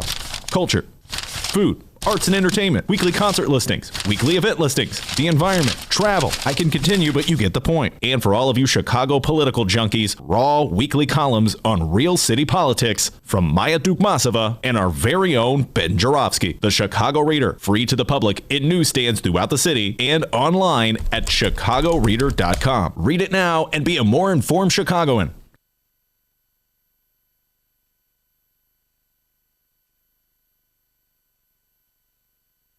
Welcome back to the Chicago Reader live telethon. Tracy Payne, it's all you. Okay, chicagoreader.com/members. You can give a one-time donation. You can give a multi-month donation. Just give what you can. We've been free since 1971. We're going to continue to be free, so this is all optional. If you're able to help, that is really terrific. Another way you can help is by signing up for our newsletters. You can go on the website, top left button. You can sign up for our various newsletters. That's also helpful. So I wanted to have our sales director / digital media director / Reader Media Group salesperson, Patty Flynn, here today. I met Patty about a little under a year ago at a Windy City Times job fair. It was very fortuitous. I was just about to take the job at the Reader, and this event was something I'd been doing for a few years, so I wanted to finish it up and then turn it over to the center in Halsted this year. So I was there, but I didn't even have a booth. But a mutual friend, Denise, I said, I'm looking for some positions at the Reader, and she pointed out that she had a friend there. So that's how I met Patty, and Patty had just been in Crain's Chicago Business. So can you tell us a little bit about your background, which was totally not in the media space, and then what brought you to that job fair? So I had worked for 25 years for a family business that was in print, but a different world of print. It was, we made self-adhesive, or they still do, make self-adhesive products, stickers, and different things like that. And then I quit that business, which is how I ended up in Crain's Chicago Business, because I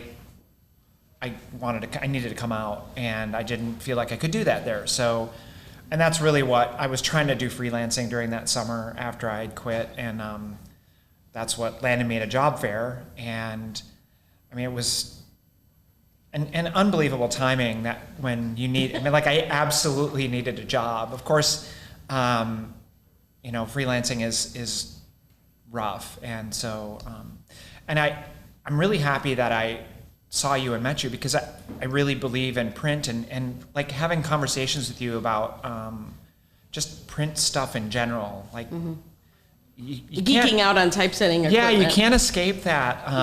Like it gets in your blood, and so, and my family's from the Chicago area for generations, and have been in print for generations, and so it was sort of a natural fit for me to move back into the city.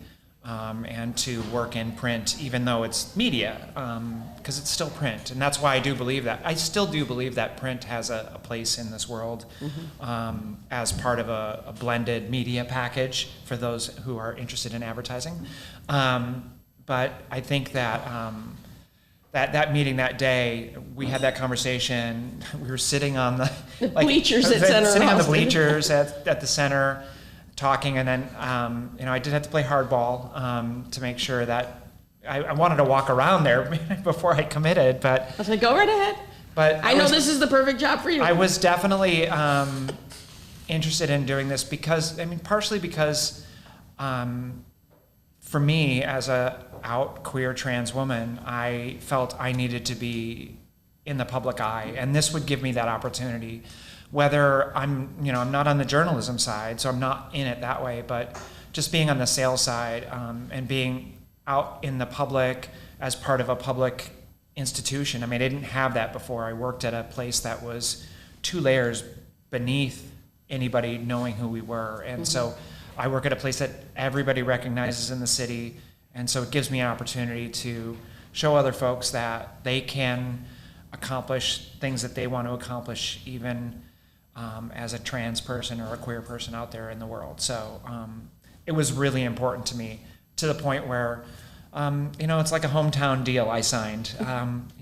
It's independent journalism, and which is part of the reason that we're here, chicagoreader.com/members, to help, because, print media is having trouble across the country and probably across the world, because the way that consumers and people use the information that they get has changed because of devices, whether it's a computer or whether it's a smartphone. And so it's changed the way that people go through that buying decision. And which is why we've started that digital services project, to help, you can actually do all your digital advertising as a person out there advertising your business, and none of it may end up in the Reader. Yeah, but it's interesting. Still it's interesting helps the reader. Even in the case of our online has far more viewers than any one issue of the paper. So we're kind of in all these different places, including on Facebook Live now, and on podcasts with the Ben Show. So ads at chicagoreader.com is the way you can reach Patty Flynn, our sales director. And you can go to chicagoreader.com/members to find out how to give as individuals. So we're going to be joined now by the co-editors in chief. Am I leaving? You know, you could stay. Oh, okay. I'm going to move over here. I'll move over to the end. It's a seamless While they're transition, I getting tell Very you. seamless. We wanted to show this again, our cover of the very first issue of the Reader in 1971. It was on Maxwell Street, which still exists in a very different form. Oh, do I? Yeah. I'll just actually move. Patty, actually. Patty, Actually. Okay, so I saw somebody do this morning, and I'm disappointed no one's done it since then. Selfie. Telethon selfie. Okay, I think you might have to take it. Oh, jeez. Yeah, somebody, long arms. I'm really bad at this, but Yeah, You're not doing great. great. You're right. Yeah. bad. Good. The white button. Think we got it? I think we got it. Thank you. Thank you. Thank you. So we're going to spend a Teamwork. little bit of time talking about the vision, especially from you folks on the editorial side of the Reader. And then our last guest is going to be Maudlin from the Sun-Times, who's also going to talk about the National Association of Black Journalists and their new election. A Chicagoan won the top spot. Dorothy, yeah. So let's talk from your perspective. All four of us have been at the Reader less than a year. Correct. And three of the four of us, well, at least Karen and I, grew up in the city with the Reader in our bloodstream, right? And so we all come at it from a different perspective, but you have a vision for what you want the Reader to be. And it's funny because when people always say, "What's your vision?" And in many ways, having a vision, it needs to be expansive, right? So that it doesn't have a lot of lines around it because you don't know what's going to come. Yeah. And I'm really excited that I get to work with the two of you because, I mean, I think we have different views, but they're all expansive views. Yeah. So that it can be flexible. So talk about what you've done in the past few months and what you hope to do coming up. Hello. Yeah. Well, Karen could start first. And I'll just... Are you sure? I've already been on at wine o'clock, in case you haven't seen wine o'clock yet, 5 to 6. So I will just start with my vinyl analogy, which is that the Reader has been around for a long time. I feel like we obviously have shrunk. Lots of things have happened. And I compare it to vinyl. There was a point in time when vinyl went away, when we all got rid of our records, we all got rid of our turntables. That was the past. We're not doing that anymore. And now record stores are opening. Everybody has vinyl collections. Records cost like $60, $70, $80, $90, $100. Starbucks is selling turntables for $250. And that is part of my vision for the Reader, is that there is this resurgence and a love for print and the alt media and actual journalists writing stories, and not, as Philip talked about earlier, this just curation, this just aggregation journalism, actual reported stories. So I hope that people have the same passion again for print journalism that they do now for vinyl, and that there's a generation of people who only know vinyl as this super cool thing that's really expensive. So, Yeah. Part of what we're trying to do is keep up the tradition of strong narrative, literary journalism, good reporting, and really focus on what matters right now. In many ways also with like immigration, criminal justice, really just get out there and tell stories that matter on a national or international level, but in Chicago as well, with what's going on right now. Yeah. Sujay, where did you come from most recently, and where were you born and raised? Yeah, well, so I was born and raised in Saskatchewan in Canada. And then we moved to the Chicago suburbs. Then I spent some time in New York. I worked for the Daily Beast, Newsweek, a website called Fusion, made RIP, now it's called Splinter News. And then I was freelance for a couple years, did some book fact checking, and then I found my way to the Reader. Found Karen. Now we share an office together. Exactly, we're dorm mates. So I will say I'm so relieved there are two of us in this job. We're both editors-in-chief. I think that's the first time in the Reader's history that we've had two people in this job, and I feel like we just both bring so much to it that's different and that's unique, and I'm glad I don't have to do this job by myself. So thank you. Thanks for being my dorm mate. Do either of you have role models in journalism, either historic or current, that you'd like to name, even though Jamira didn't want to? I'm not saying pick one. You could pick several if you'd like. No, you first. Yeah. No, I went already. Oh, wait a minute. Wait a minute. I did hear that, Karen, and I have to say I thank you so much for including me in that list with someone like Cheryl Corley, who is she's fantastic. We're so lucky to have her in Chicago. I mean, that's a tough question. I would say I do read a lot, so I'm constantly in awe of what certain people can accomplish, and I try to take from that and learn from it. But I do also, I like the people we actually work with. Like, I'm always in awe of what like Leora does and what Maya does, and just their sort of like passion for the reporting, which I think is sort of what makes the paper what it is. So sort of like what I'm looking at right now. Yeah. Well, it's interesting too to talk about like how people support the reader. Like if you want journalism like that to continue, if you want writers like Leora and Maya to continue the work they do, I think it's chicagoreader.com/members is how you can really quickly, it's super easy. I actually did it myself this morning and it was very quick. I did see that. I saw that through my email. Yeah. Thank you. So I meant to say shout out to Karen Hawkins for contributing as a member. And if my friend Sari from San Francisco is listening, thank you for being our top donor of the day. You did in the first campaign and you did it today. Thank you, Sari. She's an amazing journalist herself. I met her in the 80s when she worked for the AMA Journal in Chicago. And now she's in San Francisco doing great cannabis reporting and LGBT reporting. Really happy with that. I do want to say that Sari did email us saying that she wanted to send in a love letter to Chicago journalism all about Tracy Baim. And Tracy was like, just give us money. I wasn't that cold. I said, Sari, I would be honored. And then she said, I'll just give you the money. Because I felt that would be weird. But, one of the things that brings up is I do have 35 years working as a journalist on that side of the media.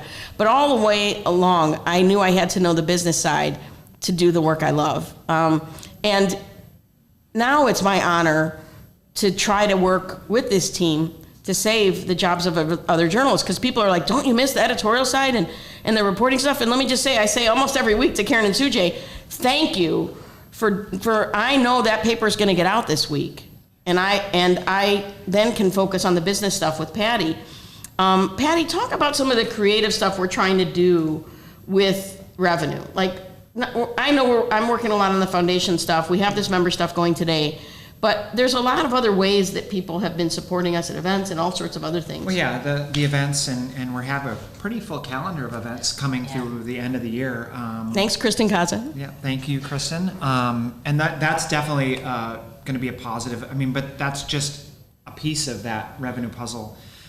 People have moved away from print advertising and into advertising that doesn't, frankly, pay as well as print advertising. And so that digital media services that we're doing is another way that through the advertising that you're already doing digitally, whether it's programmatic ads or sending out emails to email lists or even social and some, we can actually do ads on Hulu and Spotify now. So get your video production ramped up and let us know what your needs are, because we can do that. And so you're going to spend that money anyways, and instead of spending it at an agency, you can spend it somewhere where you're going to know that the profits, the proceeds are going to go to support independent Chicago journalism. And I think that that's one of the biggest reasons that, I mean, other than we've partnered with some folks that really know how to do this, but also the money that you're going to spend on it, that you're going to spend anyways, is going to go towards this institution in the city. And yeah, one of the things that frustrates me a lot is many people have started to say that journalism is like a public utility. It's the fourth estate and it's not getting the resources. But it doesn't have to be a handout. What frustrates me to no end is how much money our own government spends in inauthentic, non-local media like a Google or a Facebook, that doesn't go back to the communities like the Chicago Crusader, an 80-year-old African-American paper, La Raza, a nearly 50-year-old Latino. I can name going down and down and down that all these publications and websites like Law Club and City Bureau that are locally owned and operated or nonprofits, and they're not getting any of our taxpayers' debt back to do the work. So that's a frustrating part for me is we're not asking for a handout. We actually print 53,000 copies a week that go to 1,200 locations that most of them run out so fast. We're like, did we really deliver there? And then they send us a picture, we did, and it ran out a day and a half later. So we have trouble stocking it. They are a good place to reach people. And the stories that are being done as original journalism. Can you talk about some of the stories in the first few months, maybe Maya's story or some others, that really resonate for you as the editors in that situation? You should talk about Maya's story. Yeah, You worked on it. she did a story on a real estate company that sort of gets people on lending, payment plans, and it's sort of the real type of local community journalism that's great. Going in a story that no one else is reporting, sort of uncovering stuff. It takes a lot of time and effort and a lot of words, a lot of pages. A lot of lawyers. A lot of lawyers, a lot of photos. That was about, so that story ran in May. Does that sound right? And it is available on our website. It's one of the most popular stories we've done this year. Maya spent 2 years on it. And I feel like, again, yes, it's an example of original reporting that no one's really talking about and that is affecting certain parts of the city in very unique ways, and that is going completely uncovered. So, I'm just checking, is Maudlin here? Okay, so I don't, because we have to end it at 6:53, right? So I just want to be aware, let us know when she gets here, because Facebook will make us take it down at 6:53. Zuckerberg. Thanks, Zuckerberg. So there's a time limit. So just let us know when she's here. Coming up, I know we have a public newsroom with City Bureau on September 5th. Is the location been set? yes, South Shore United Methodist Church. And that's going to be a follow-up to Maya's story on eviction. So sometimes our events, including with, can you talk a little bit about the Marshall project? So we're partnering with them on their We Are Witness Chicago. So it's a bunch of videos that sort of take you into how the criminal justice system works and the regular people that are involved with it, whether it's cops or people that have been in prison, and sort of tells a snapshot of a story. So I think that is coming out later in September. Yeah. Mm-hmm. One of the other things about the paper to understand is we're an L3C model. So while we're not a full nonprofit, when foundations can give to us, and we're not profit motivated, which means every dime you give does not go to any rich people. It goes right back into the journalism we do. So chicagoreader.com/members.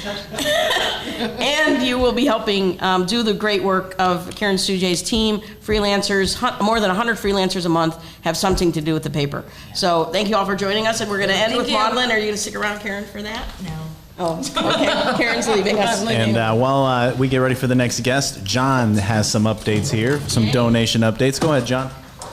So I just wanted to say a really big thank you very much to Darlene, Lauren, Joseph, Madison, Jeff, Allison, Carlton, Cynthia, Pat, and Lisa. Just some of the people. I think I may have missed a few people. I'm sorry, but some of the people who have given a donation or become a member in the last couple of hours at chicagoreader.com/members. Thank you so much. Be like those people. Donate. Thank you very much, John, Dennis, and Brianna. If I don't have a chance before we get cut off at 6:53, you are an amazing team. And what we can do, we can continue on YouTube. So we'll drop off on Facebook and just finish it out on YouTube. At the very least, at 6:53, remind everyone to go to chicagoreader.com/members. Yep, chicagoreader.com/members. You can give a one-time donation or a donation, a flat fee for every month. So we are being joined by Maudlin from the Chicago Sun-Times and NABJ. Let's talk a little bit about you and your career especially at the Sun-Times, and then I'd love to get into NABJ, because I think these kind of journalism organizations are so critical to support not just full-time journalists, but this new freelance economy, and how they're almost more important than ever before because of that. But let's talk a little bit about your own career. Sure. So as many people know, I've been with the Chicago Sun-Times for about 25 years, and not straight through, but it was my very first job out of grad school. and did 11 years, left, went and worked for the Illinois Department of Children and Family Services as press secretary there. Left there, hung up my shingles as my own PR firm for a few years, did that, missed writing, came banging on the door of the Sun-Times, begging for my old job back, and I've done another 12, 13 years there now. So I currently pen the Chicago Chronicles column, which are long-form columns on people and places that make Chicago tick, with the focus on Black and brown communities. And I think that work especially resonates with the reader type of articles, right? You get to do a little behind the scenes, not the breaking news of the day, although it might relate to it. So I think that's why I feel like our readers have a lot that they enjoy out of your writing as well. A lot in common. So the reader was embedded with the Sun-Times for a while. We were in bed with the Sun-Times. Oh, I'm sorry, did you say in bed or embedded? That's a better way to put it. And so you got a chance to be in the shared offices with that. That's right. What did you get out of that experience? Did you get a chance to interact with people at all? Yeah, you know, it was actually, I'm going to admit, it was the very first time that I really understood who the reader was and what they did. I mean, I grew up with the Reader, right? You know, but it was the publication that you picked up on your way to the party, you know, or when you're trying to figure out what your weekend is going to be. Yeah. Or because there's that great article on the front page. It's like, whoa. I can still remember articles that resonated with me to this day, that stayed with me. And the writing was always amazing. It was crisp, it was poignant, it drew you in. By the time you looked up, you had read 5 double truck pages. And you're like, what the? But you didn't even realize it. Because they just take you away. And that's to the credit of the reader, that to this day I can remember stories. But so, just aside from that, I knew nothing about the Reader. I didn't know where you were located. I didn't know who worked there. I didn't know what the mission was. I didn't really understand the Reader until you and I were in bed together at the Sun-Times. You know, you guys on one side of the offices and we on the other side. I finally started walking over saying, what are you guys doing over there? You know, and got to know some of your young, talented writers like Maya, right? And just a few others, and was just blown away by the mission, you know, and the style of the writing and the focus, and the fact that here was this publication that really wasn't just about, you know, what I was going to do over the weekend. It was about showcasing a side of the city that you would not find anywhere else showcased. You know, certainly the Sun-Times didn't have the time, you know, or wherewithal to dig out those stories. And it really, once I started picking it up on a regular basis, it showed me that, you know, we're covering, that the Reader was covering, you know, the Black community underground that you wouldn't even know, entertainment, right? The LGBTQ community, you know, really solidly. The millennial culture, really solidly. So that's what I got out of being in the same office. I now know who you guys are, what you do, and I know you're more than just, you know, what am I going to do this weekend?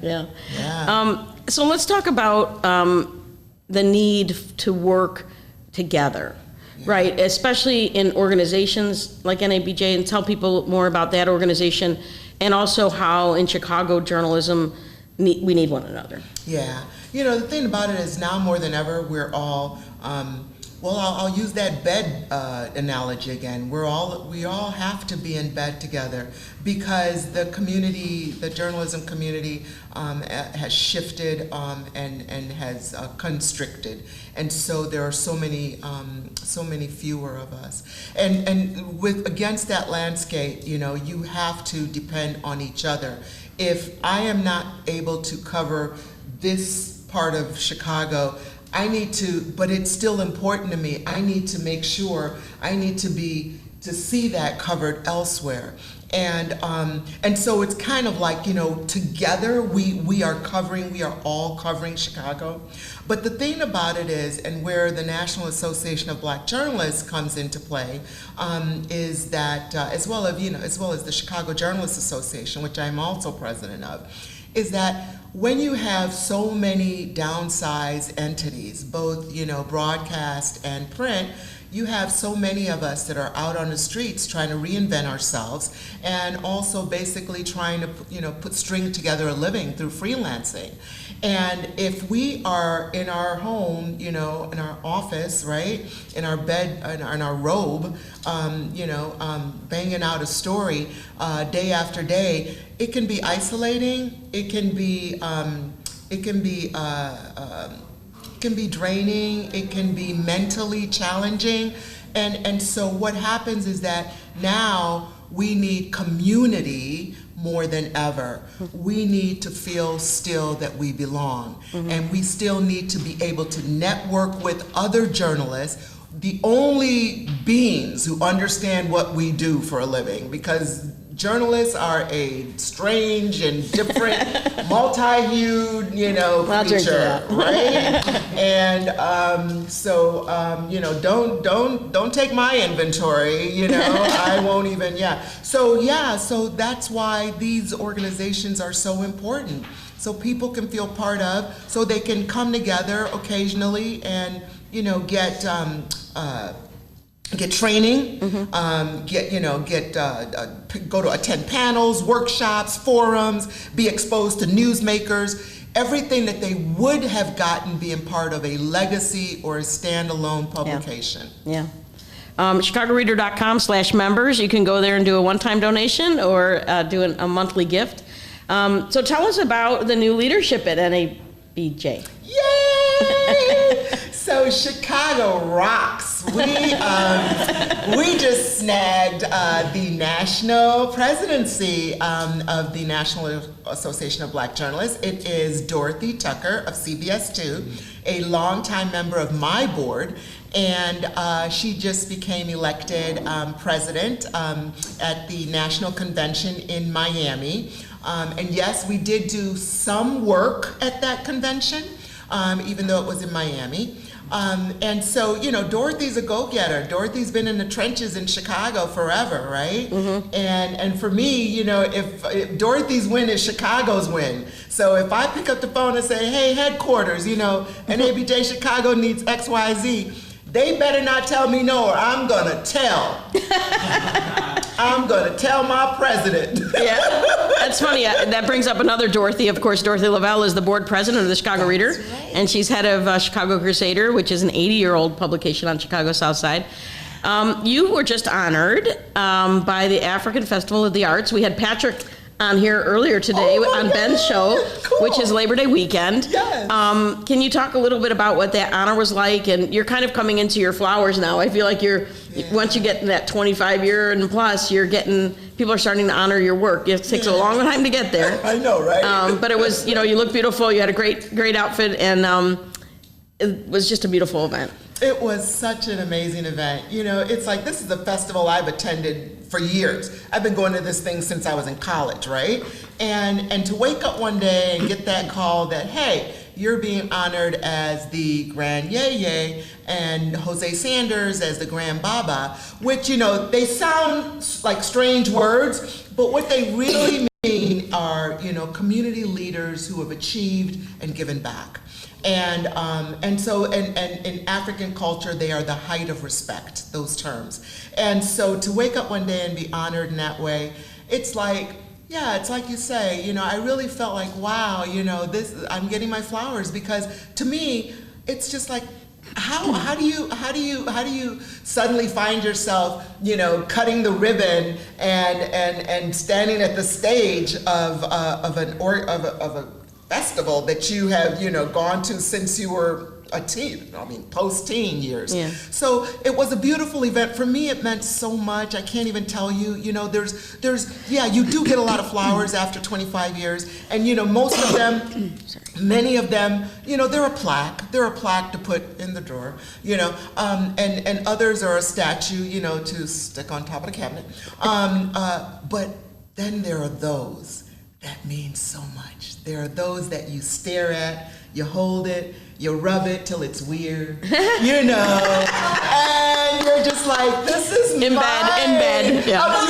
You rub it in bed. You sit it on the other side of the pillow, and you're like, yeah, I'm Grand Yeye, man. And you be my baba. Okay, I have not had anything to drink. None of us have had anything to drink. I just testify to that. Just 13 hours in. So we're here. We got a few minutes left, and I want to talk about who you were maybe inspired by in your first early career in journalism in Chicago, and now who rocks your world. Oh my gosh. Well, you know what? I was inspired by, and I recently wrote a column for the Chicago Sun-Times about it. I got to interview Toni Morrison when she visited Chicago in 2010. And as I was, running to a cab and rushing to her hotel room, I still could not believe I was about to meet my hero. So who inspired me? You know, coming up, gosh, I read Toni Morrison, I read Maya, I read, you know, all the poets. And then as a kid, you know, I loved some of the off-the-wall books. I mean, the Little Women books. Oh my God, Louisa May Alcott. I wanted to be her. You know, so I was an avid reader, and just, you know, so many authors, primarily the Black women authors and the Black authors like Black activists, you know, who wrote Baldwin, oh gosh, anyway, you know, it's always when you're asked that the names can't come. But yeah, so a lot of the Black Renaissance authors inspired me, and a lot of Black women writers inspired me. And then as I got, and I wanted to emulate them in my writing. I wanted to explore the Black experience in my writing, and I wanted to write in a lyrical way, and that would draw readers in, and I wanted to send messages in a subtle ways, like some of my heroes, like Toni and Maya did. Today, my heroes include folks like Oprah Winfrey. She's still on my bucket list. I got to interview Maya, I got to interview Toni.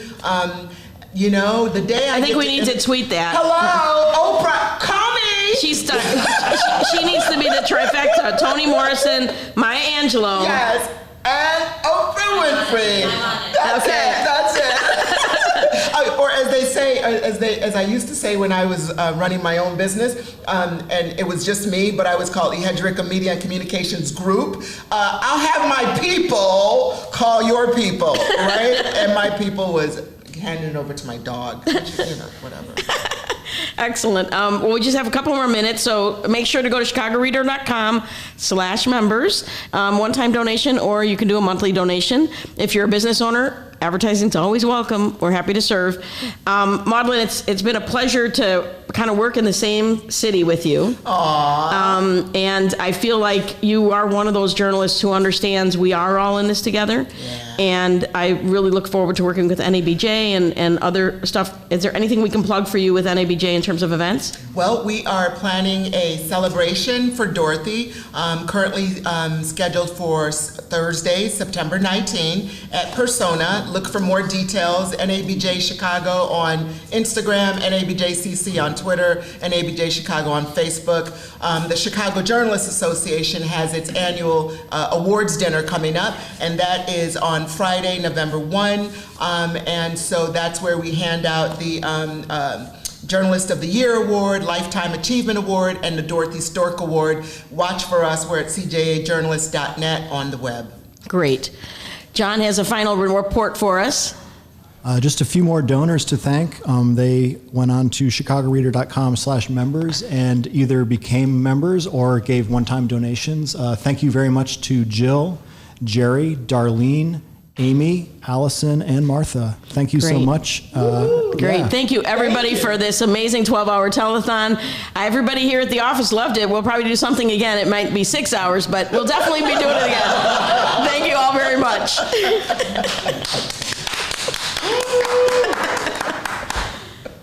That's